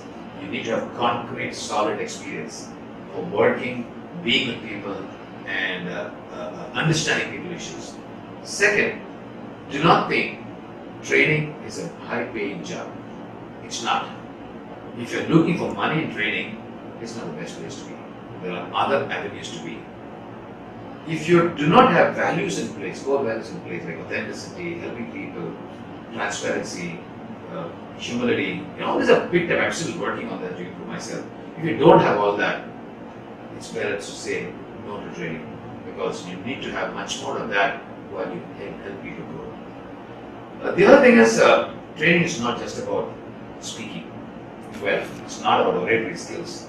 Oratory skills will help and supplement. Beyond oratory skills, it's all about values in place, which is about constant upgradation, learning spirit, willingness to acknowledge learning even from a youngest or very young participant or learner, willing to apologize to somebody who corrects you anytime in training, willing to be sensitized to people, willing to make a difference in people. I think these are all very important values. So when people come and speak to me saying that they want to come into training, I would ask them instances where you practice this. And some would blink. They would say, no, I get along with people. Where did you get along? How did you get along? What did you get along? These are the questions they ask. Or maybe values. Talking about integrity. Can you demonstrate a tangible, display integrity at work or with people? So I think I said it all. There are many more. One of my aspirations to a full-fledged trainer program. So my partner was asking me, I want to do a 5-day model and give them not just training skills, but also facilitation, humane skills, being a human rather, and also how we really be a person in the role of trainer facilitator. Many forget that. So that's my aspiration. Someday will work out. In short, get trained before become a trainer. Very much. And continue to be trained. Not just one shot, but continue to be trained, ongoing. Uday, now do you think that you are already fully equipped to conduct training programs, and what have you done for such thing? What you want to acquire and to become a successful a trainer continuously? You will be in this profession for continuously. Yes, to be factual and honest about it, if you call me even in the soundest of sleep and ask this question with that fully equipped, I would say no. Honestly say no. I have reasonably equipped myself, but the world is so large beyond me that I'd like to equip myself much more.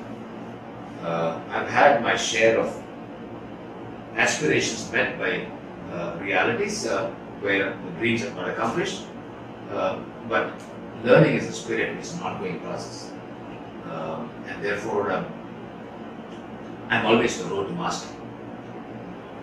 I'm a work in progress. I had to continue to observe, emulate, imbibe certain qualities and traits and skills of what others do in training and facilitation and consulting. And I have many gurus in my life, in that fraternity of trainers, consultants, coaches. Some of them are only coaches, some of them are only trainers. I think there's a long way to go, and I would say whatever I've equipped myself, I'm very happy about. Not that I'm unhappy with what I didn't get, but I'm desirous of equipping myself more and more as the journey progresses. I remember now you used to tell me that every year, after training so many people, still you allocate some time to learn new things, and you used to attend some training programs. That you always call it as an investment. So how do you look at that? Absolutely.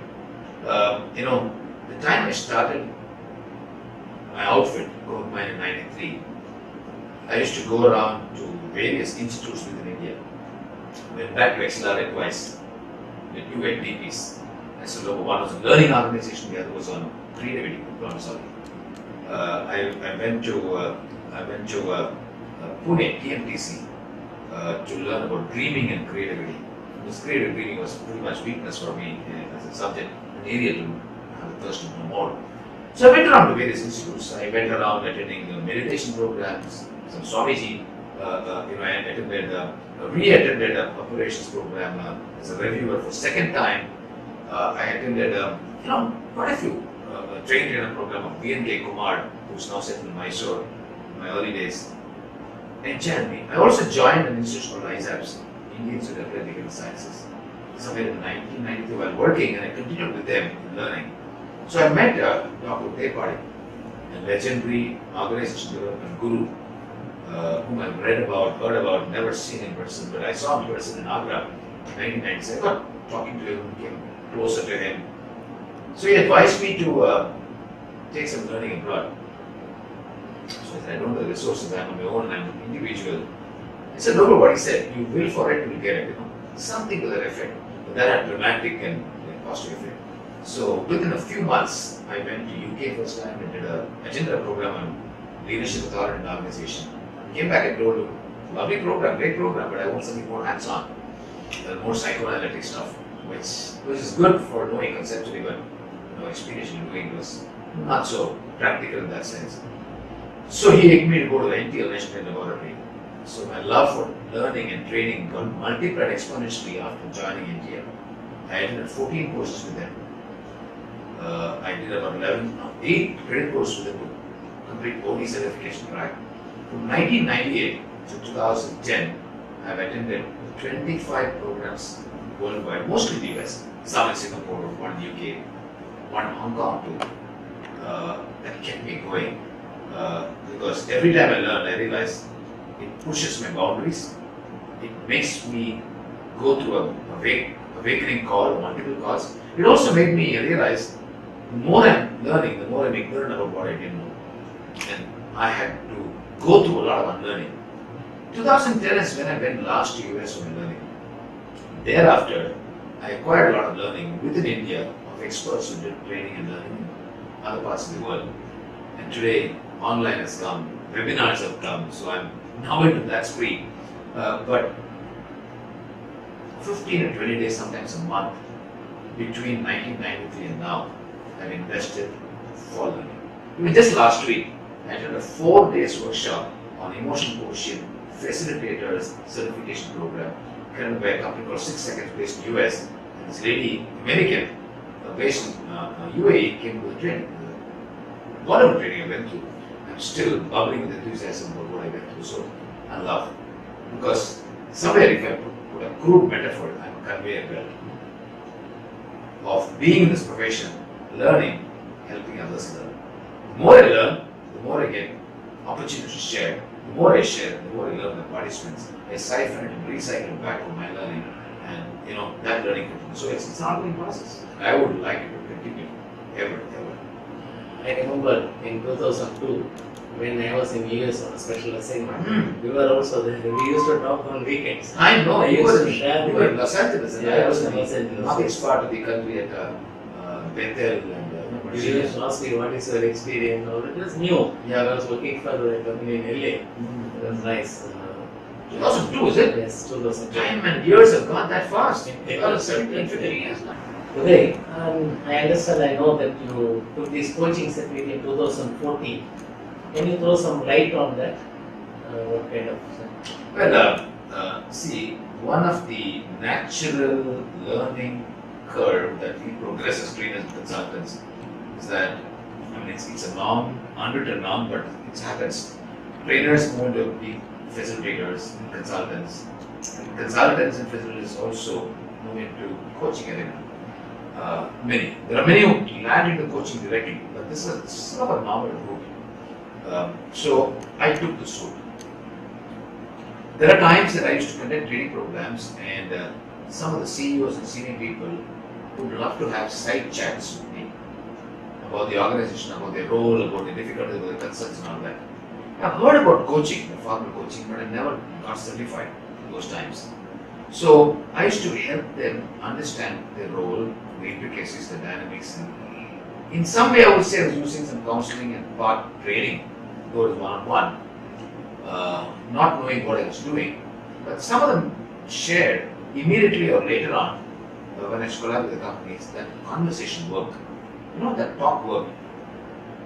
And I have learned about coaching by going through a course at NTL, that was sometime in 2006. I appreciated inquiring in coaching. So I got some know-how about it, but didn't know what is the formal part of learning. There's a small story to it.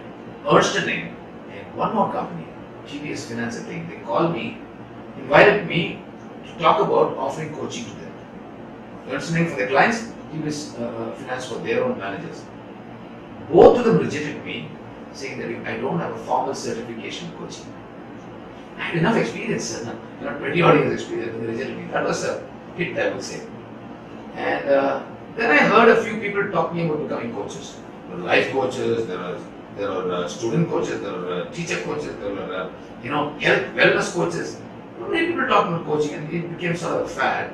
I knew very well it was Jack Welch Institute of Skulls in the US, but I heard about ICF, Indian Coach Federation. I logged on the website. I didn't get a clue. It was too much around that. But I got to talk to people in HR. Some of them said I was going through.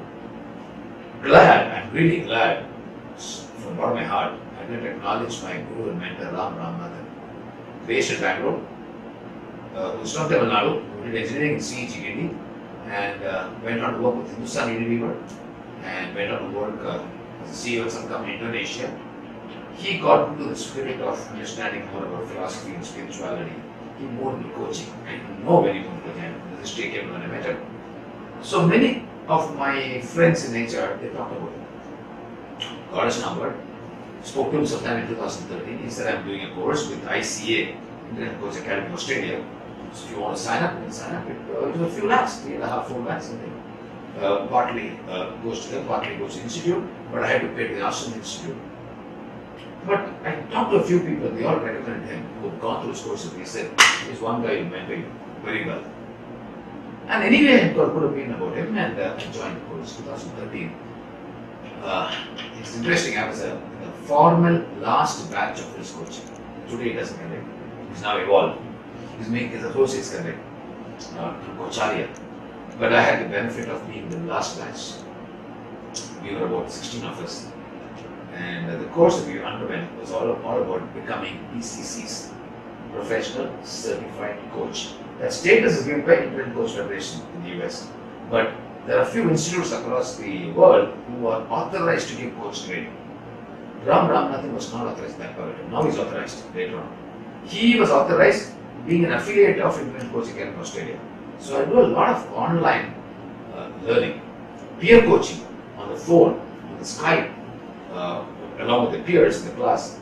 It was a very extensive course, so much I took a sabbatical of 3 months of my regular programs and stopped. Ram used to say, you don't have to stop, you continue working.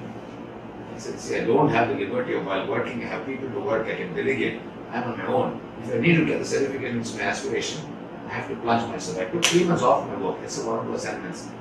And I eventually qualified as a PCC, Professional Certified Coach, in May 2014.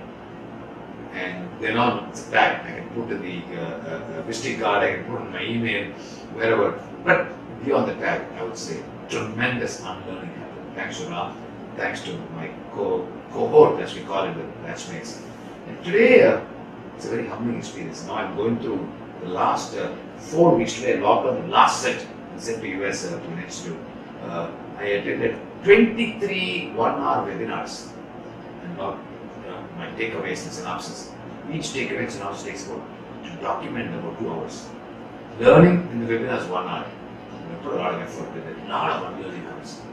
A lot of reinforcement comes. So it's about values in life. Coaching is not easy.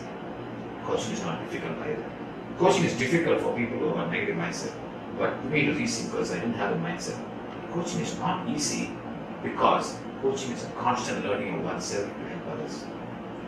So I'm the pathway. Good, listening to you, very nice. And say, I remember when you started this training program, you used to contact for some companies, like Titan, Government Universal, TI, all that. You used to go there, take a bunch of people from the same company, train them. Later, you started conducting open workshops, where you used to invite people from various companies, various walks of life to come. How do you manage both? It's not two different things. Training people from the same company, training people from different companies at one place. So how do you handle it? How do you look at it? Yeah, it used to happen with other trainers offering such programs even when I started off in '93. But frankly, I didn't have the guts to do that because I didn't have a strong network or base to do that. The first ever open workshop happened for 3 days in Sindhuri Hotel, it's part of the old Apollo Hospital, in the basement hall. I had 45 participants from different organizations, including Titan. It's celebrity brought Titan's name. 3 from Titan were there. And they were clients anyway, so when they came in, I started connecting from then on, and I will look back. But let me also share a secret to you. The investment that I do is tremendous in terms of hours of work and commitment to do that and execute an offer, because it's end-to-end. From designing to marketing to enrolling to conducting to ensuring feedback, end-to-end, I and my small team do. Okay? Unlike in companies, let's say you have a company and you invite me, you give me the paraphernalia, you will do it in a hotel, you will call me there, you will call the company conference hall, you will do all the arrangements, you meaning your colleagues, then just have come and deliver here. So secret is, let us secret so far no. Secret is, investment commitment used to be more. The revenue that I used to get, apart from the administrative expense, what I paid for the hotel and other conferencing expenses, I used to have a separate bank account and then utilize that savings for my learning abroad. It started in 1996. My first trip abroad to learn in UK was 97. And on abroad I went to US many years up to 2010. And every single program I attended at US or wherever, Hong Kong, Singapore, in leadership in all these areas, were all from my open groups. Challenges? One is getting the people. It was getting tougher by the day, tougher by the year. It is not that I've been in the industry for 20 years, I can just get in jiffy 20, 30 people at it. But it's a hard work. So more than designing to get people in the room.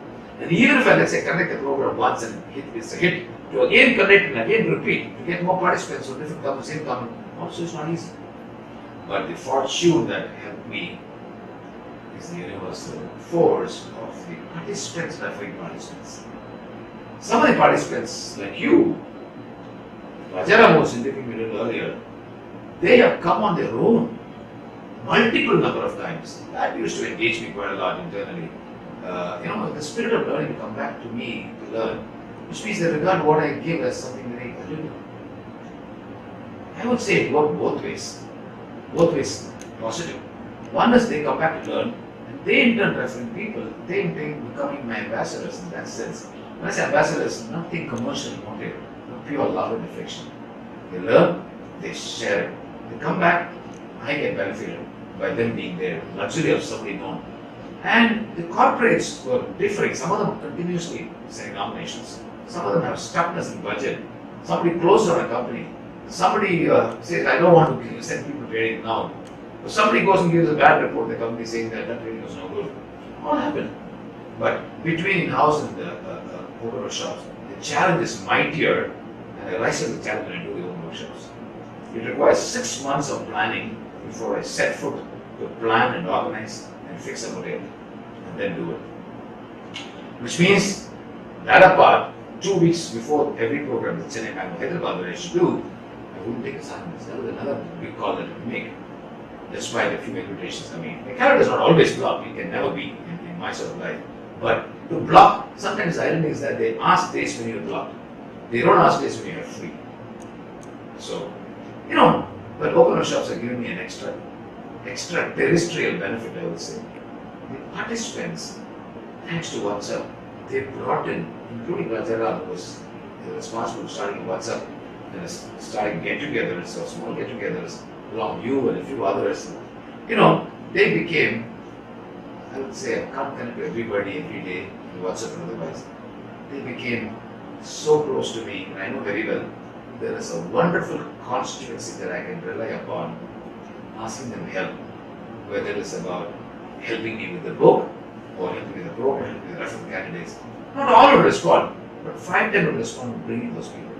So the open works are challenging. I think the fraternity that has brought in a lot of energy within me and energy in the group is something, sometimes I find it unbelievable, but I take it with all grace and humility. It's God's blessings. You just mentioned, people attend your workshop with a lot of enthusiasm, they want to attend, they want to enjoy. At times, you will face with some people who are not very keen in attending. They come there because they have been forced. Maybe some organizations have sponsored them, they say go and attend. They are not very keen. So such people will also come and say, so how do you handle them? Because they will not show much enthusiasm in listening or attending the program. How do you handle such things? There are many who have come across in Chennai, Bangalore, Hyderabad, in the open programs, even internal, in-house programs also. But they are a little more, obedient when it comes to in-house programs. Open a shop, somebody is sent forcibly, somebody says, I was not fully equipped, I'm not capable, therefore they sent me, I'm negative, therefore they sent me. There's nobody who said, therefore they sent me. All sorts of reasons people tell, I'm talking to those participants in that cluster of group they're talking about, the assortment of them. There is somebody who dropped out after the first day. I don't like people dropping out. I'm very possessive in the positive sense. Somebody dropped out and he went along on a J trip. And later the company called me and said, what happened in the program? I said, second day he didn't come. There was a big report. And he has to go. There's company's policy. It's MNC. Now, one other place, somebody was very negative in a 2-day workshop in leadership 2004 in Bangalore, from ITC. I still regard it because even today when I said the coaching webinar notes, I remember where some similar questions were there, similar learning was there. And this man was so negative and so frustrated in life and work. On day one, he was disastrous. He'd come from Coimbatore to come to Bangalore, he was camping in Bangalore. I thought he might walk out and he might go. I don't know what happened. I worked one-on-one with him in the group, in the program. And there was other people who supported my endeavor. There were a few known friends also in the group, there are many unknown people. But some of them supported the endeavor to help him realize. Evening we set him a bit of reflection. On the second day, he came back and reported having spoken with his wife, his colleagues, his children. There was a dramatic change in him. And the change was all positive and motivating. That he spoke about how he affectionately spoke. Remember there at Coimbatore, he's a Bangalore in this program. And it actually stunned the group. But put me in a place of being very touched. And he felt moist in his eyes. Tears to the rest of the world. That's a big break. There's another instance in Brighton, long ago, I put the name of the company for a positive experience.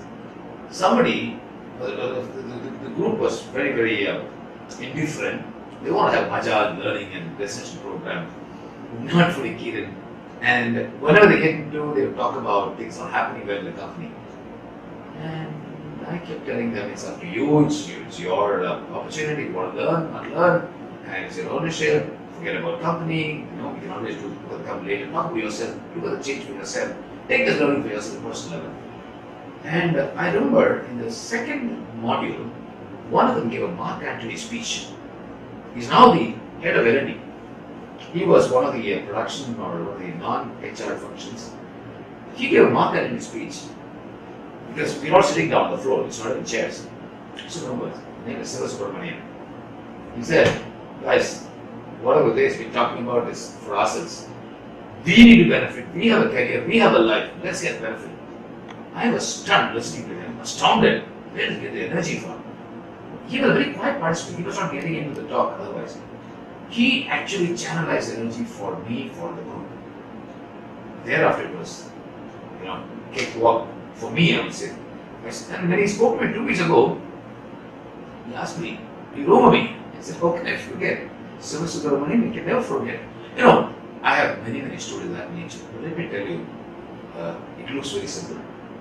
In what I said, it takes a lot of work. Cleansing of one's own values, not to be egoistic. All that is learning. Why is he not egoistic, not learning? Why is he being compared to simple training? Or, if I get into the judgmental paradigm, I can never help. But without you asking, let me pose a question to myself. Have I been able to influence those, all few negative people or participants? No. There was somebody who walked away doing everything nice in the program, went back and told the company saying that, it's all about people management and we don't need it. And he was sticking to software guy. I was astounded. He was one of the best parts of the program, so I was wondering, incongruence. You say something here, do something here, do exactly something opposite. I had another person who walked up to me, again working in an IT company, it's coincidentally. Second day afternoon, he was taking notes. I thought he was taking notes of the program. He came and said, "This program is on passion." He said, "This program is mere training, it's not facilitation. You are giving all the basics." And he was an L&D person of an IT company. Fair amount of experience. Quiet participant. He wrote down. Imagine he comes and tells me before I have to start the program, post lunch and second week, what would be my state of mind? Very demotivating to say the least. About the process that it took and the time that it took. And I asked him a question, were you writing so much to tell to me, forgetting about your presence and contribution and your possibility of learning the program? Something struck him. In the evening, when I gave the vote of thanks and a few participants are closing, he came up and took the mic and said, "This is a brilliant program, I liked it and all that." I had a chat with him after the program. I asked him, "Which part of your personality or statement do I have to recognize?" He told me in the afternoon. He didn't have an answer. He said, "I'd like to reflect and go." I've not met him after that. And I've had many such. But here, I'll tell you one thing. I go with a frame of mind in any program that all learners have potential. All learners will learn. If they don't take the learning now, at some point of time in life, it will improve them. So, that fond faith has helped me. And the negative feedbacks like this, when it comes back to you after attending the program, they give you some feedback or that, particularly when it is negative feedback. How do you take it? And have you worked on any improving on that or something like that? Yeah, it is very disappointing when it comes. I'm willing to take feedback. When people say something and do something, or do something and say something, that is when it puts me off quite a lot. Instead of directly sharing. As simple as somebody would say after a program, your slides are bad. It needs improvement. I would write back. It's one of the weaknesses about preparation slides. I'm not that perfect, I'm not that professional. Can you help me? Send a few slides out of the 35 that are presented. In your words now, how would you better? No answer comes. I'll remind, no answer. Third answer comes. Then I will say, he wants to say something. Such feedback, I forget it and move on. So there are people who share feedback honestly and give me developmental feedback. I value that more. I have done that. I have worked on that. Sometimes as a human being I used to be defensive and stick to denial, used to reject it. But sometimes I used to think about it, go back to the person and say, "Thank you for saying that very well." So I would love to take feedback more and more. But if somebody is crude and unjust and not willing to share clarifications, I would not bother much. I have to go on because I don't like to waste energy there. Okay, coming back, see these MNCs, they want to allocate a lot of funds for training program, this and that. So you also get opportunity, people are trained on that. But not many companies. I know a lot of companies which they don't believe in these kind of trainings. In fact, I remember when I told one of my boss that there is a good training program, 2-day workshop, I would like to send somebody from our company to benefit it. His immediate question to me was, so you want to send one of your colleague or subordinate to a 5-star hotel for 2 days, good lunch and good food? He never thought it's going to help the organization, it's going to help the individual, all that. So it's going to be a tough time now when companies they don't believe in training programs. Have you come across something? What do you say about this corporate culture and how the training should help them? Do you have any suggestions to them? See, one thing to put it back as a response is that those companies that don't believe in training and don't send people to training, I've never had opportunities, so I know what's happening there. Okay. But people who have come into my programs are all people who are sponsored by organizations, government workshops, or in-house programs they invite. They believe and they want something to happen positive. But I've heard stories of such nature what you're talking about, that people don't want to send people to training because they consider training as waste of time, or going to 5-star and having food and having bazaar time and coming. There is some validity in that statement because there are some people who come to the program of that nature, good food, this, that. They forget, what they come for. Sometimes I facilitate mission workshops and organization change workshops. They're very organization focused, and in the lunchtime they say this food was bad, that food was bad, this food that. I don't mind, but when they come back, they're still in that frame of mind and not putting themselves in the program. So I wouldn't blame cultures, but I would blame people. Not many cultures which are dominantly prevailing because of leadership there. I remember one statement I came across, when the CEO was asked why he sent people for training, and the response was, if you don't send people for training, they will remain in the organization. Because the question was, if you send people to training, they'll become better, leave the organization. The answer to that was, if they don't attend training and they remain in the organization, they could be vegetables. Meaning, they could deteriorate, or they might be cocoons within the four walls and not learn something different and new perspectives. So, there are so many scenarios here. Well, I want to ask you something about the book which I have read, which you have authored. It's a wonderful book. I want to know, how did the theme came? I know that you are attracted towards that passion and all that. So, how did you choose the topic? Why did you choose the topic? Was there any reason for it? I think the other way around, the topic chose me. I got tremendously influenced by the theme of passion, because I started seeing passion everywhere, wherever I go. So, well, how did I come about the book? It was during the set sometime in 2010, and I spoke to my family, and children, and then they encouraged me. They did a small puja at home. They gave me it was a GI diary, GI company diary. I think that you record your notes there. And so I started recording. They gave me a little card. The diary went into a safe location of not seeing me. And what happened thereafter is not so good to talk about. But, no surprise, no suspense. I didn't touch the diary for 3-4 years. It used to be a prayer room, green color diary. I had written about themes and all that in a very kachak-kurud way, what I would do in the book. I didn't touch it, except for doing the puja. Maybe it helped. On hindsight, maybe it helped. Maybe the puja and the press of the diary in the puja room. But knitting the non-knitted ends, I would say. 2012, I conceived an idea of conducting a program called Inspired Passion Lead to Engage. I don't know how exactly it happened, but I can remember some strands of it. I would watch celebrities speaking on the television show, talk about passion brought me here, or a dialogue in a movie, or a word in the newspaper. And they say, what you focus, you get. That's a law of life. What are the laws of life? So suddenly I started seeing more of this word, hear more of this word. And whenever I used to again and again hear, my eyes used to pop up, my ears used to maybe raise a little more, my hair used to pop up. I don't know what is happening, but deep within me there is something resonating.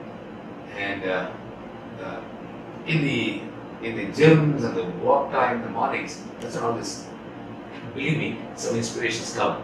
And it started occurring me again and again. Because I did on mentoring, change management, personal mastery, appreciation inquiry, preferred future, so many things before in terms of teams open workshops. So there was a period that I did not do because my sons were getting 10 plus 2 in college, so I suspended the open workshops. 2009 and then 2012, so there's a gap. So once I considered, I offered it in Chennai in November 2012. This title of Inspire Passion Lead to Engage. You attended this. Raja attended it. Many others were good friends of mine attended it. And what happened is that group, that batch, of course I had seen already that I was doing Bangalore, I went to Bangalore, did it. Was tremendous energy and awakening. So whatever I was offering, not just me, coming from somewhere from the universe, they were lapping it up. What more a trainer wants, a facilitator wants. There was joy, there was screaming, there was cheering, there was singing, there was all sorts of things happening. And I knew no bounds. And somewhere, Subrahmanyam went to a program we call Forty Suri, talked about him developing the dream of getting into on his own because of the shakiness in the career that he was working elsewhere. And he moved into making pens or other customizing pens. So these he was at a crossroad at that point of time. So many such stories emerged, and I kept doing it 4 times, 4 series: Chennai, Bangalore, Chennai, Bangalore, Chennai, Bangalore. And the last one in Hyderabad, 2014, biggest batch, 60 of them attended. 395 people attended. All corporate professionals, some of the entrepreneurs, some of the businessmen, all walks of life. And that is when I started reminding myself, when I'm telling them to build their dreams and work on their passions, what am I doing? So the closer looks to the diary that I talked about in 2010, I still have that. I started looking a little closer, rubbing it a little more vigorously, I would say. And but still not going beyond that point. It was still in incubation, still in fermentation. But I think all were happening, I would say, in these workshops. And it's one of my participants, their friends, Alpur, used to remind me, at least once or two times, Uday, what about the book? Come, ho jayega. 2015, 14, I embarked on the influencing workshops. So even then, it was in my mind when I should do this. 2016, I completed the round, 3 rounds in Chennai, Hyderabad. 2015, I announced, saying that 15th October 2016, I would like to release the book. Many asked me, what is the book on? I said, Under Wraps. And then I didn't even know what I'm getting into, but I knew this is working in my mind, this theme, passion. 2015, I started reading about 60 books, rereading. Believe me, I used to go to Bangalore, sit there with about 10 books, come back after 4 days, and then understand how every different author is having different nuances, different styles, and different ways, evoking the readers.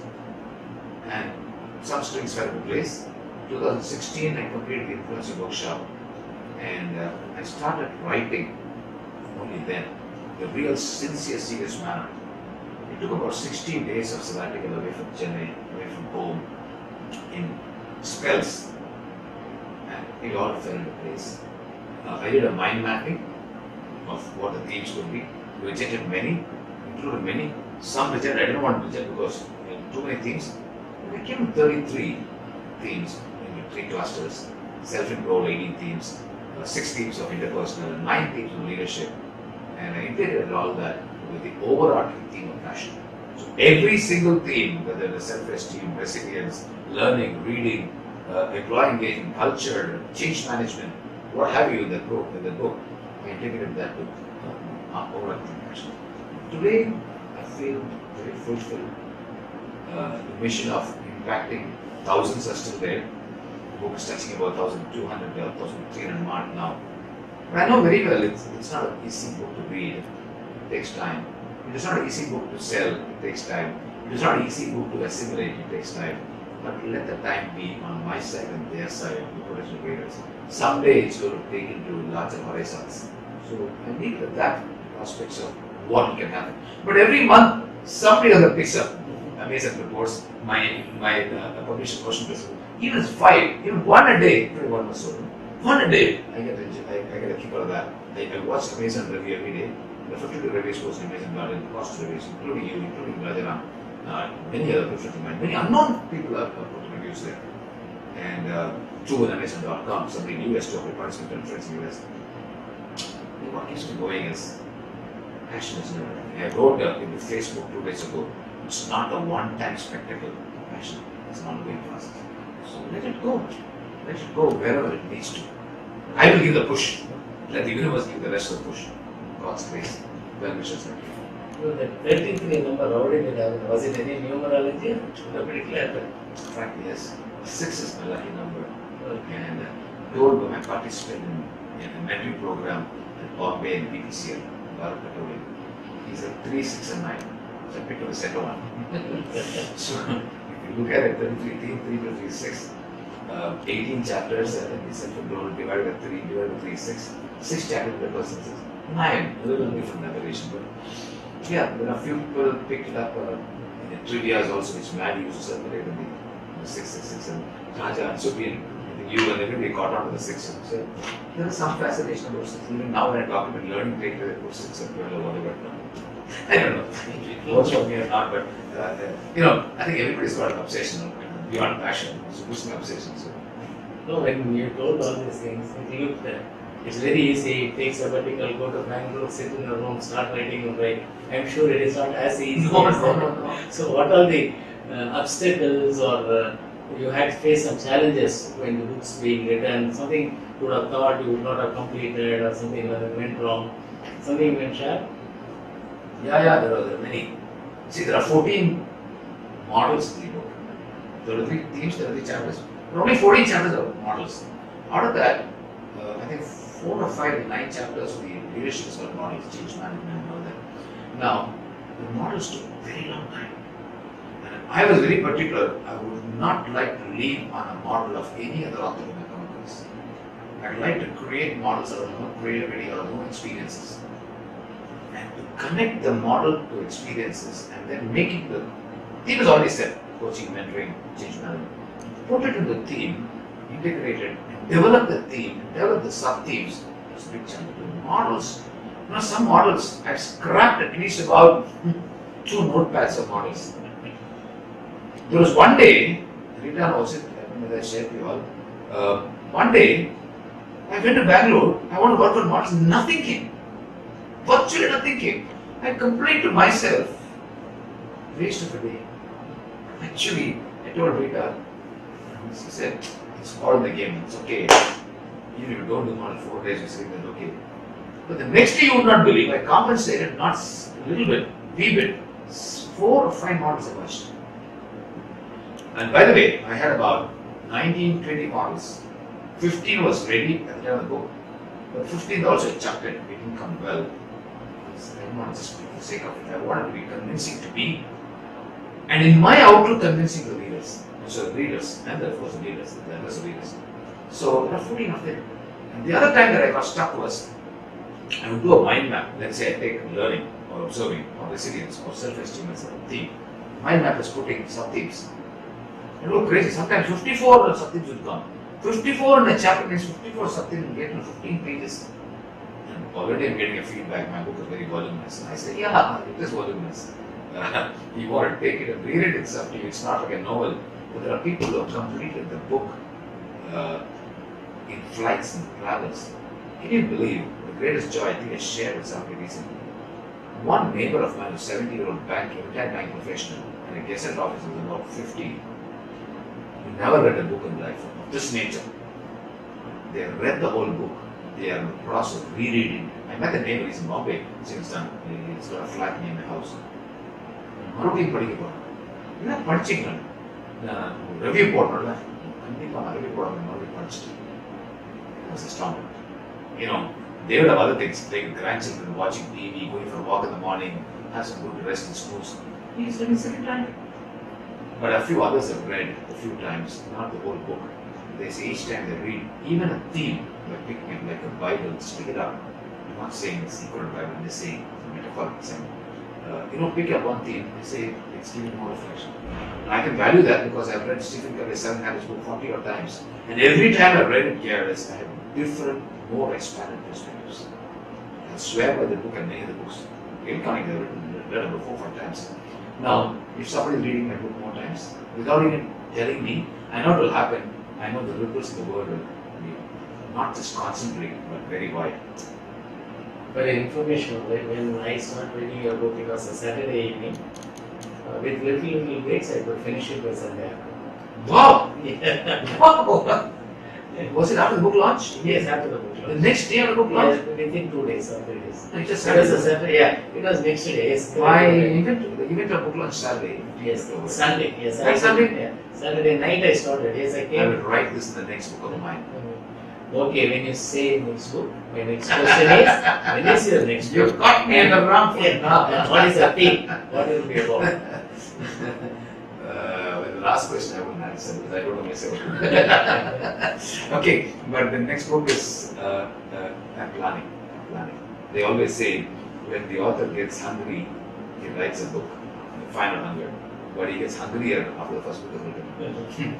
So I'm up on that, and ideally, I would like to release it on 15th October 2018 to coincide with my work anniversary of Coremind, which is the 25th Civil Jubilee anniversary. Ideally. When I say ideally, I need to get the push point, which I need to get to say, yeah, we'll do it. But I'd like to move towards that. Themes I haven't decided yet. All that I can tell you is that the book that I wrote is more for the leadership segment, though there are a lot of self-help stuff. The book that I will write will be a generic but a very specific experience-oriented work on self-help. Wonderful. So I will mark my diary. 15th October 2018, I will be flying to Chennai from Singapore to do a book launch. By the way, that's In a the Sunday. meantime, That's a Sunday, isn't it? you can plan to come to Singapore sabbatical to write the book. I welcome you there. I'll tell Rita this because she allowed me to go to Bangalore often. But I'll tell her this. Yeah, wonderful. Why not? Thank you then. Most Enjoyed pleasure. the conversation with you. And more the conversation flipped me quite a number of times back into the memory zone of 1990 onwards. That's right. I'm fortunate and blessed to have you there.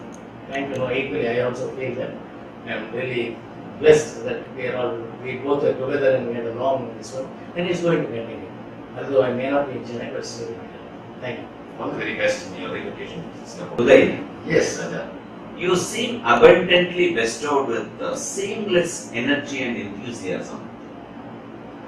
I have never seen you, down on energy or enthusiasm. What keeps you going? What keeps you on your toes?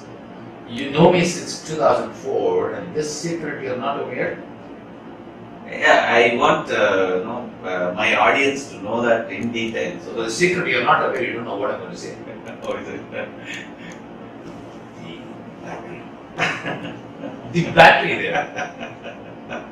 You have battery on your No, toes. not the tools, but I'll tell you. I carry batteries. Okay. Don't ask me how and where. Okay. The batteries are Okay. the learners. Do you know something? The secret is, on a day when I don't have training programs or facilitation assignments or coaching, I'd be low in energy. And the fact remains, and this is something which I always enjoyed saying and enjoyed experiencing rather, saying no when you have conflict that comes up. A few ask me this question, is because I love my job. I love what I do. I experience tremendous passion, commitment in all what I bring in. I will never go undercooked or underprepared for any assignment. To the extent possible, I will grapple with all the facts, realities, culture, understanding company people, and I still prepare for every session. I'm not scripting and writing as I do in the early days, mentally rehearse. So that is something which is in my control and ability. But when I go to the group, any group, when I say go to the group, the participant group, the energy that they would give me is a resultant of what I give them. So if I prepare very well, the impact will be on them. And that's my faith in the process of training.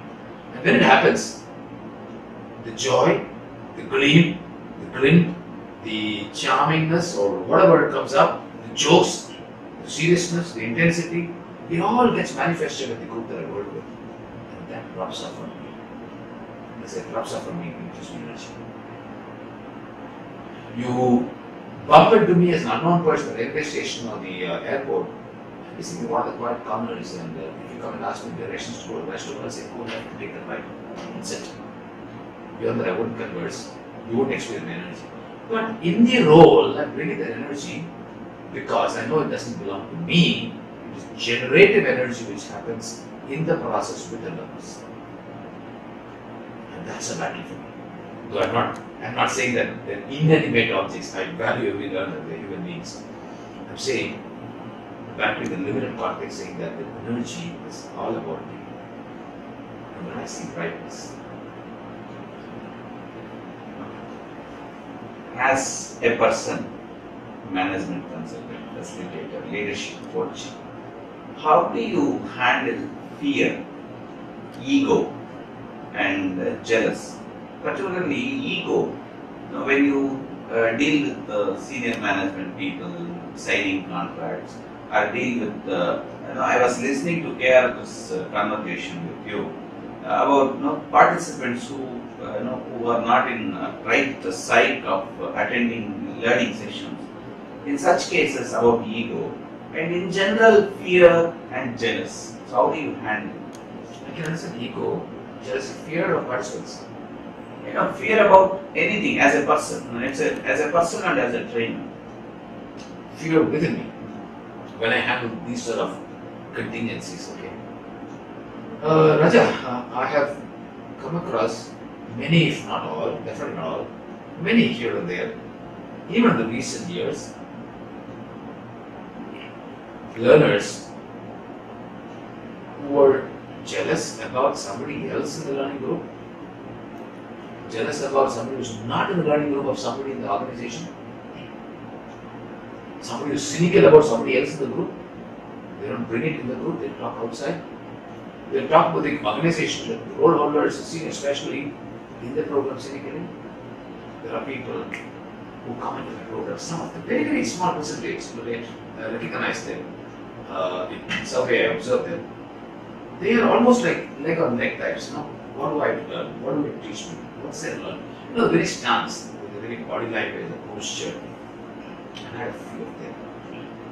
And those who nurture jealousy with people in the group who's working with me or collaborating with me in the training session, if I have excellent time with them and work with them to help them resolve that and bring in my abilities and I'll talk to them separately and say, okay, let's resolve. If there are certain other dynamics that are happening with organizational issues, organizational people who are not in the program, I can't directly help. Because I tell them, I have only you, I don't have them. You go train them into the normal reporting. I said, they invite, I'll go. You recommend them to call me, you can do that. But if you're going to talk about them cynically, I have no recourse to me. I will listen to you and be able to tell you, what can you make a difference to yourself and to your area of circle of influence? That's what it's a choice that you're going to make. So I would do part counseling, part coaching, informal coaching. I said, not formal coaching outside. And I would say, fair amount of success has been there. There's somebody who nurtures bitterness about something, somewhere, about somebody in past life, and they transfer that to me into the program. I would discipline them. I would tell them, fine, don't bring it in. If they want to bring it in, I'll inform and say, it's not correct. Let's not bring it to them, I would ignore. I will continue to work with the rest of the learners based on my energy of them. So, personally, I don't get psyched up or fearful of such people. When an email comes from somebody, because some other issue in the organization is saying that, this part of the program, this one over, it's happened very sporadically. Rita, when she reads in I don't have panic at all. It's okay. I will reply to them, I will ask them. There's one company where they sponsored 4 of them for the open workshop on influencing. They brilliantly participated. That's what I didn't I didn't get the details. Brilliantly participated.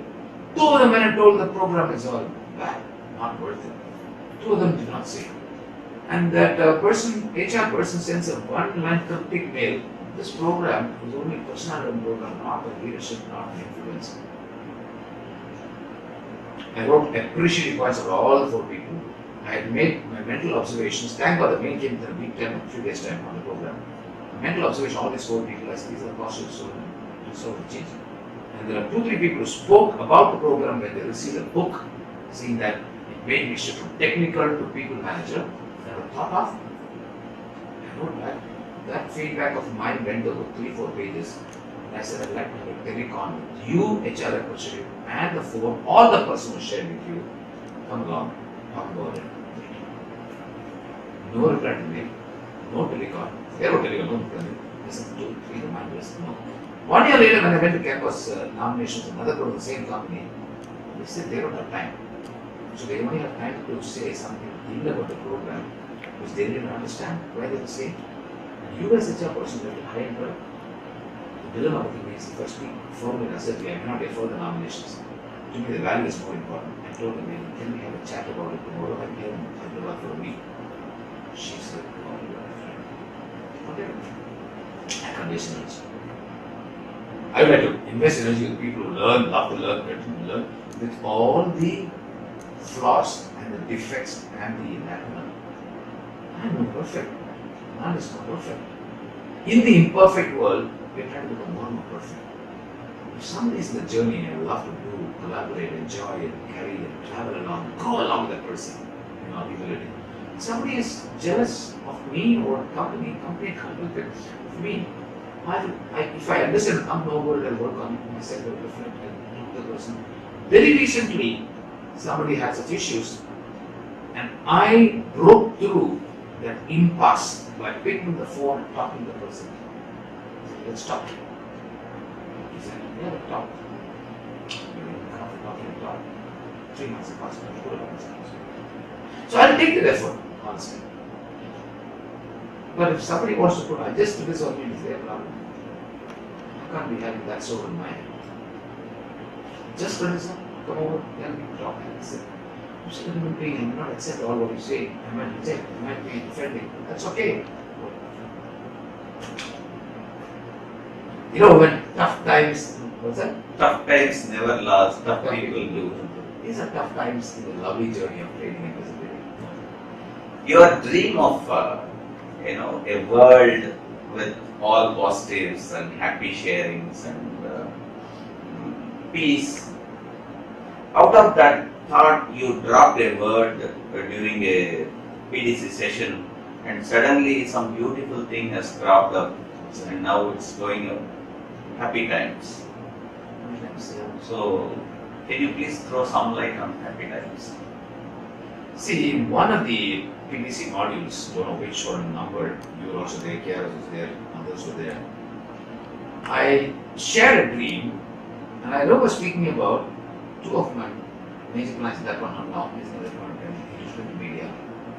And I shared all this sensational news coming up about pages, top page, first page. When you put some sweet, nice news, several things good things happening. They did not sell. And both the major newspapers, I don't name them. I shared this with PDC. Like to have some dream. Whatever I forget the exact word, but it was. And one of the core groups led by Maddie picked up. I didn't even know they picked up.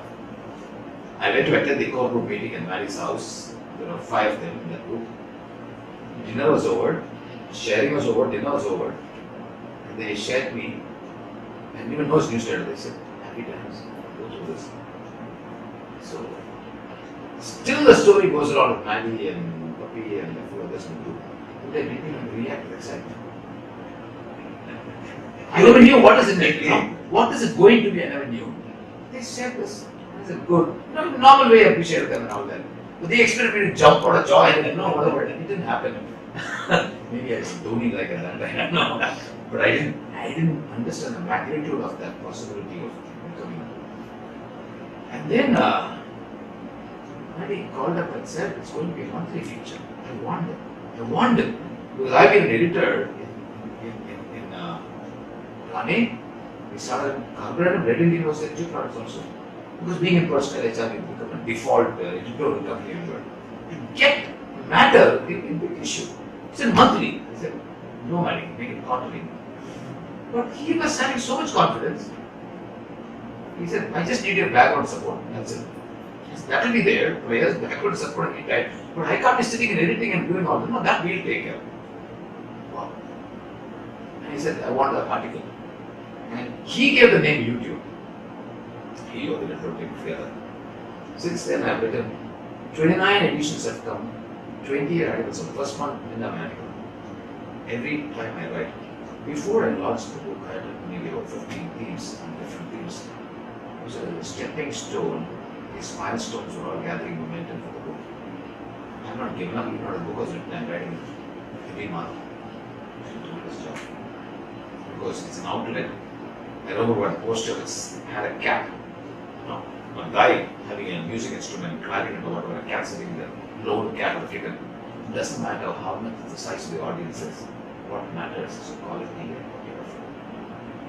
So I don't know how we are reading it, how to separate it. Habitat is a phenomenon. I think we together as a group acknowledge that, and Company Mandy as a team doing it every month. It is amazing. I know started to go through the background because I get the draft the Saturday prior to Sunday. If I'm not having a workshop at the Mandy, I'll do it on Saturday. Otherwise, on Friday, previous Saturday. Now, forget me, forget Mandy, forget the entire team. It has given birth to writing for many people. Mahesh, MC, Lakshmi, whatever writing is doing. I think Mani wrote once, one of the participants. I wrote. You wrote. Yeah, exploring the program. In fact, I'm egging many others to write. See, nobody's going to criticize, nobody's going to judge here. Just write. Even Lakshmi had a long word with them. So I went encouraged. I'm still encouraging a few other people. I told Shilpa and I told Shilpa as one of our common friends who did the program. He showed Rashmi. Initially they were there. My classmate was an influencer. She was very quiet now. I told him, it's got a fantastic way of writing, communicating. He said he wants to write a book. I said, write this. So, it's a phenomenon. It's a phenomenon, and I'm just savoring it. Along with readers, potential readers, non-readers, irritability, and this question of this. Thank you. Uday, I'm a close follower of Sachin Tendulkar. I know Sachin once, when Sachin's father expired, he came back from World Cup at England and he attended funeral and immediately flew back and scored about 150 plus. In the same vein, The match against Kenya. yeah, exactly.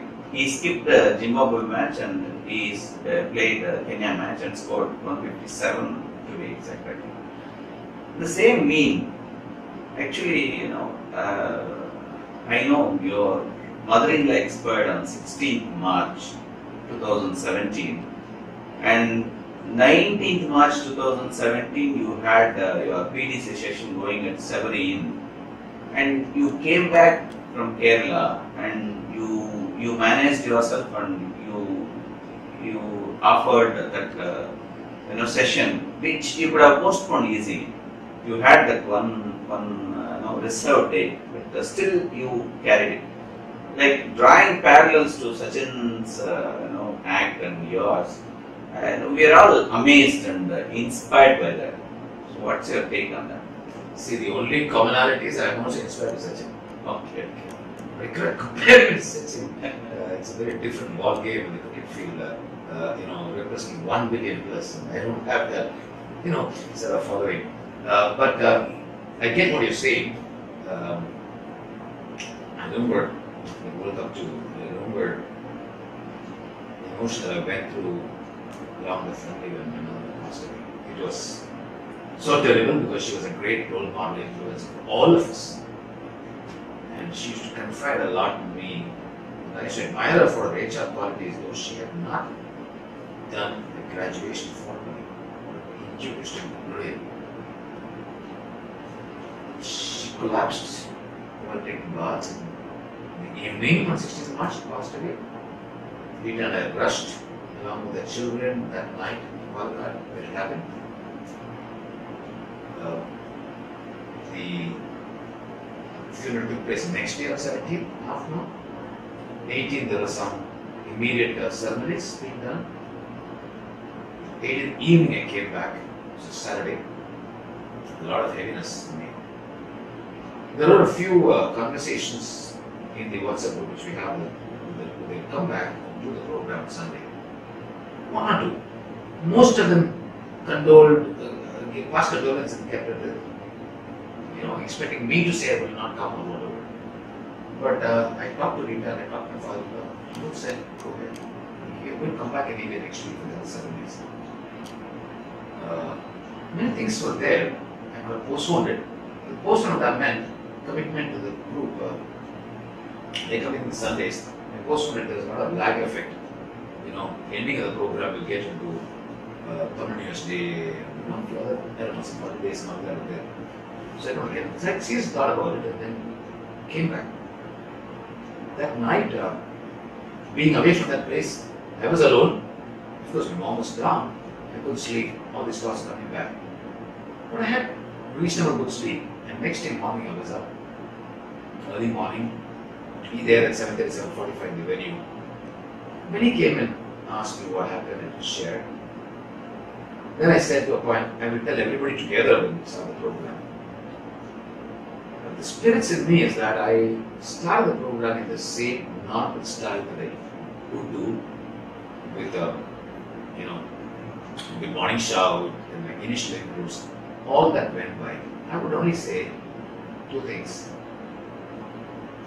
There is something about the restart. The resourcefulness of courage coming in to navigate my emotions. It has happened a couple of times earlier. My father was sick and all that. But this was even more intense. And I had to carry a group of 30 people. So, if I had not shared this to the group, if they didn't know this had happened, nobody would have known. I was normal. So the larger question was I being artificial? Or was I faking my authenticity? No. It is certainly not. That's the bottom fiber of my conscience. I was within myself shaking, within myself very vulnerable, within myself absolutely chaotic in emotions. But when I prepared myself in the morning and riding the car and going there and starting the program, the energy of the group, the energy within me multiplied to remain with all that composure to deliver what I need to do. In fact, one of the learners even commented in the program, do you know how we did that? And he mentioned that in the WhatsApp group also. Yeah, I can feel happy about me somebody saying that, but he connected with me and the people allowed to say that. But I realized, when I attended a program on emotional quotient just last week, navigating emotions is a very important competence. But that needs to stem from the inside, the intrinsic motivation to that. Sometimes I find it difficult. One good excitement, another good excitement movement is difficult. You're not able to save that and go. Though we said before, you could see that the World Cup victory and going into IPL was difficult. Change over. But once you change over movement, that is good stuff. But from bad stuff meaning that phase in life to be congruent and help myself, it's easy. Maybe I was telling, I didn't do it myself. It was God in me, it was a group in me, it was a faith in the process. Above all, I also would say, I did remember including Sachin, including Virat Kohli. Virat Kohli's father died. Next day he went and played much. And there are many others in industry whom I come across who have gone through even more difficult misfortunes in life. I even coached somebody, and I didn't know only just before starting I realized his wife had cancer. Breast cancer, it was a very serious question. And it was not easy because I know in my family, this is something went through that. So these are people who appear in my mind who got even more steely mind and steely resolve and handle emotions. They were not faking it, they were living life. Creating the disappointment of misery, handling it one side, but balancing the other side. It was balancing the unbalanced. I wrote that in one of the articles in the Times. Actually, on that day, 19th March, I was there in that module as guest. We had invited. Yeah. That is the session on dramatization. Yeah, Oh, dramatization. okay. Dramatization. I still remember the dramatization part you started with, and we even have the video of it. The kind of spirits that you brought into your performance and carrying the session reminded me one thing. When I lost my friend Prabha Nair, when I was grieving, you told me one thing. The person has left. You have to accept the fact. Second thing, why don't you relive good qualities of him within you? Celebrate life. Yeah, celebrate life. So, was it on those lines? Also, celebrating. I'm still talking to you, celebrating my lost life in me. Did I think so much on those lines? On that day of 19th of April? I'm not sure. But somewhere unconsciously it happened. And today, off and on we talk about her. And today, I believe my father's passed away, my mother's passed away. I'd like to do the world a larger good like them. Uday, can you please share about your wife and children? Well, great soulmate Rita. She's been a great mainspring in my life, personal, family, professional life in 1996 onwards. She got the job and took the career. So, she's been extremely supportive of what I do. We have a share of arguments and fights. So, less or more could be the difference. But, she's been very intuitive and mature and very understanding to support my dream. And I would add on compromising other dreams. She's an engineer professionally, or some of her classmates are doing very well in life, work. She never regretted that. That was the greatest tribute to her. Helping me grow, allowing her dreams to get sidelined and my dreams flourish. Of course, I have given her the independent space to pursue her talents and passions like tangible painting. She wants to attend a cookery class, Zumba. Those things I would encourage anytime. So we have a nice, mature, loving relationship. 2 sons. Akshay is the other guy, 28. This July became 28. And Akash is 21, getting 22 this year, this November. Both I would regard as very disciplined, quiet guys. Actually, I'm not talking now because he's working and in a marketing job. Very quiet guys, very disciplined. Respect to parents, respect to elders. It's something which they practice very much, and I'm proud of them. Very hardworking, both of them. So the elder guy computer engineering at Trichy and IT, and then moved on to work with the Renaissance for 2 years, and now working with Hindustan Unilever. Before that, he did APL SPG in Mumbai. So he's the Area 6 manager in Jaipur area, Rajasthan. And Akash has also done engineering at Sri Udayakumar, and then straight after engineering, moved to MBA at Great Lakes. So he's in the 2nd year now.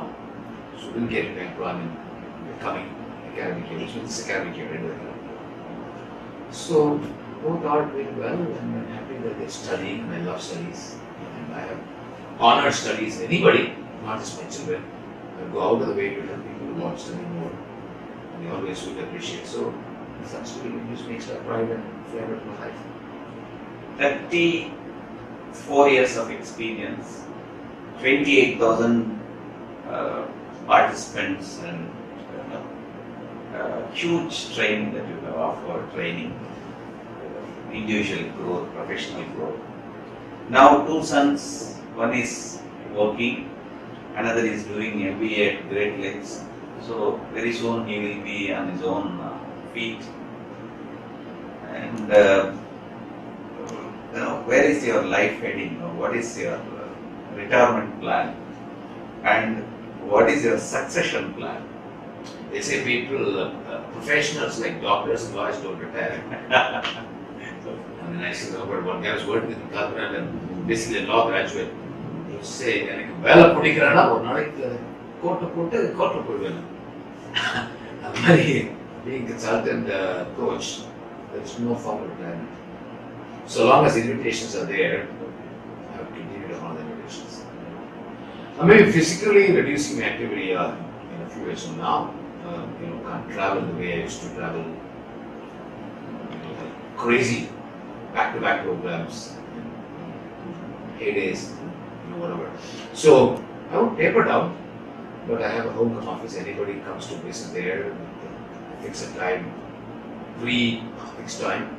I still give time. I would still give time. And training per se, possibly would taper off a few years from now. I've seen other trainers getting into that mold.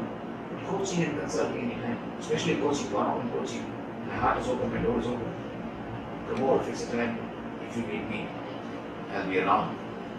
I will continue that. Maybe I wouldn't get very commercially oriented as I am now, because now that I'm today, what I'm saying is I won't be charging as much what I charge the corporates that I do more of the coaching and training. But for individuals who want to take the time and pick off.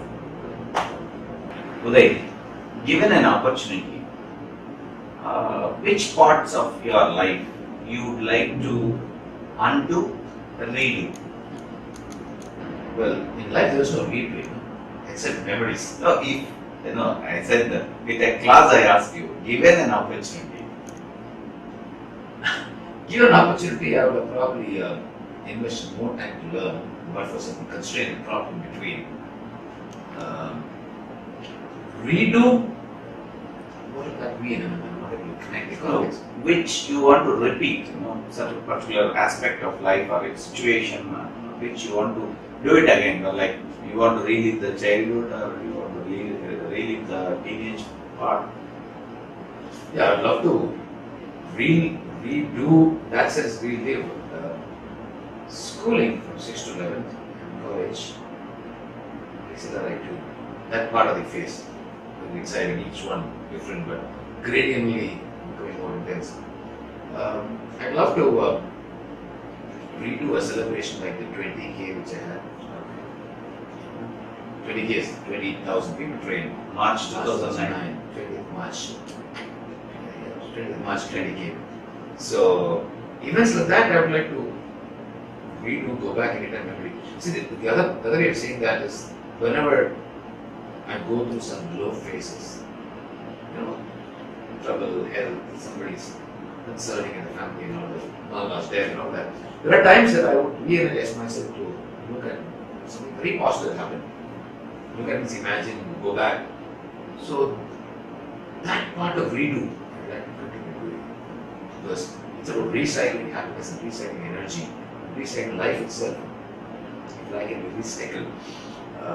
So memories and what would I undo? Snake off what I. One is probably opportunity more to learn. There's some constraints from my life I could not. Sometimes budgetary, sometimes except for somebody. Yeah. Otherwise, I'm very satisfied. I'm very happy. And extremely in a good place today to say, with all the hardships and the challenge I faced, life has been a wonderful package. Life has been a wonderful presidium to live up to at this point in time. One final question before we conclude this wonderful conversation that we had. What would be your mission of life and where do you see yourself 10 years from now? Set me think 2017, 2027. Yeah. First of all, let me start at a personal level. I'd like to be a devout husband, more devout husband, because we are aging now. Give that more support to it. I'd like to imagine, like what he has already got into, my son's getting married, grandchildren coming. I would like to be of whatever help the family, whether it's solving conflicts or being at their disposal when they want me, they need me, if I sense a need. So personally, I'd like to be more cleansed as a human being. The temper tantrums I once ever get into. So I'd like to first of all work on those issues and reflect. Professionally, they said training would taper off. There could be limitations in my physique to go around, run around, jump around. I used to do a lot of outbound training. I can't do all that. But I can still make an influence in people with my abilities and talents, which is unique for me. Everybody's got unique talents. Everybody's got unique talents. So that uniqueness is something which I'd like to sharpen, customize it. Going back to Sachin's example, when he got the back injury and the back spasm and the elbow, tennis elbow, he adapted his batting and stroke play. So I would adapt my stroke play in profession to suit the needs of the then emerging world or emerging world and what I could emerge to, give that up. Larger mission would be to settle down in a home where I can be of help to the inmates around while they help me take care of that. And somewhere get associated with a nice, well-run, transparently run, non-corrupt, honest, social organizational institution. I'd like to spend some time on that. As you are sharing, two things struck me. One is that you said the emerging world. You want to adapt to the emerging world. Today's emerging world is, today's emerging aspect of the world is social media. What about your plans for social media? You asked the wrong person. I'm very less there, and I don't fancy myself being there more. To the extent that's functional, professional, there.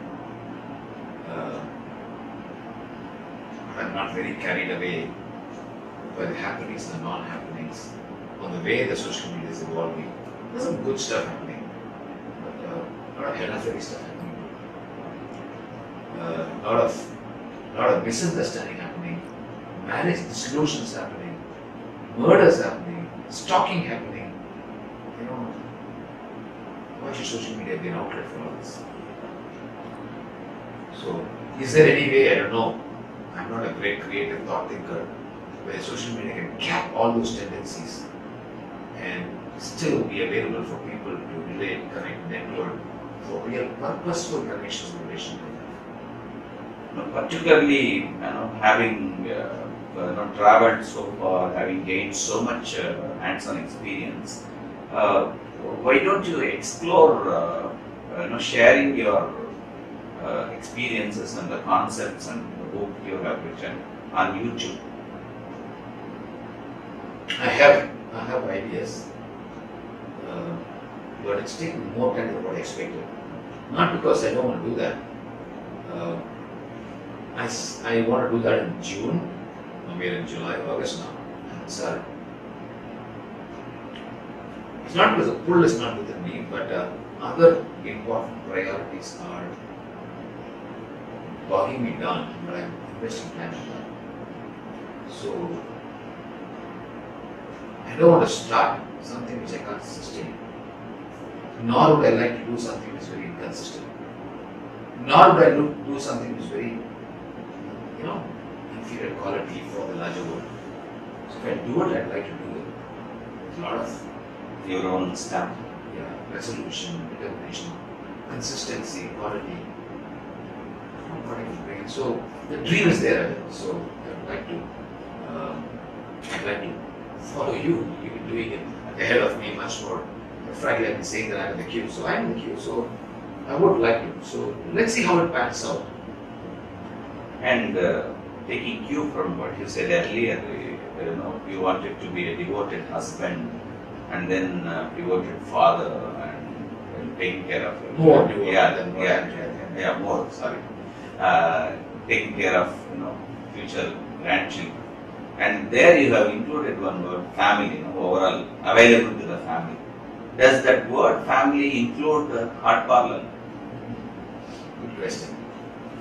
If I'm honest, at that time when it is a family, I remembered my parents' family, relatives' family, cousins. But honest to you, you made me remind of the HP family. It's a starting reminder when I forget them because they're part of me and I'm part of them. So would forget. I'll be ever grateful to them. And the love and affection they've showered on me, beyond program, beyond trainer, beyond facilitator, beyond things, is something which I never expected to happen in life. So, I'm with them there. So hard parallel can expect more availability of your time as time goes by. Attending those weddings and Pravesim and the Manjal Virat Veda of the child or what's that, Murugappa or Seemandam. Yeah, maybe even retirement plan was like that. They come from Singapore and I will be here. And, yeah, so lots happening there. Lots happening there. Uday, it has been a wonderful, insightful, and a kind of learning experience within learning experience. It's a kind of they show it in Inception movie, a dream within dream, like that. This has been learning, subset of learning. This conversation itself. Whenever we talk to you, it's always a learning experience. And thank you for your valuable and precious time. And thank you for honoring us by accepting to be here, and ever indebted to you. Thank you very much. Do I have a last word of the thanks to? Well, we invested about 3+ hours, 3.5 hours, close to that. I always say the first one is always so cherished.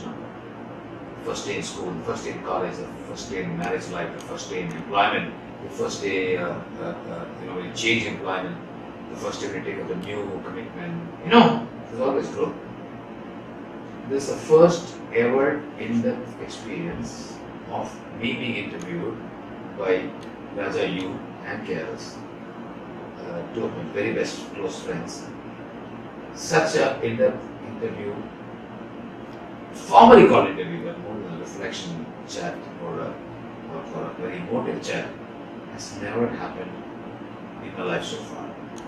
Therefore, I cherish and value the opportunity that you thought about and kindled me, stimulated me to be here with you both today. And I'm living the moment. I don't want to miss the moment. They say in England, the Latin phrase, carpe diem, seize the moment. So I seize the moment. And I'll say that it's been wonderful meeting you and Keras. So can I have Keras also coming in Yes, now? Yes, If he's around. And so, yes. Keras, it's been wonderful.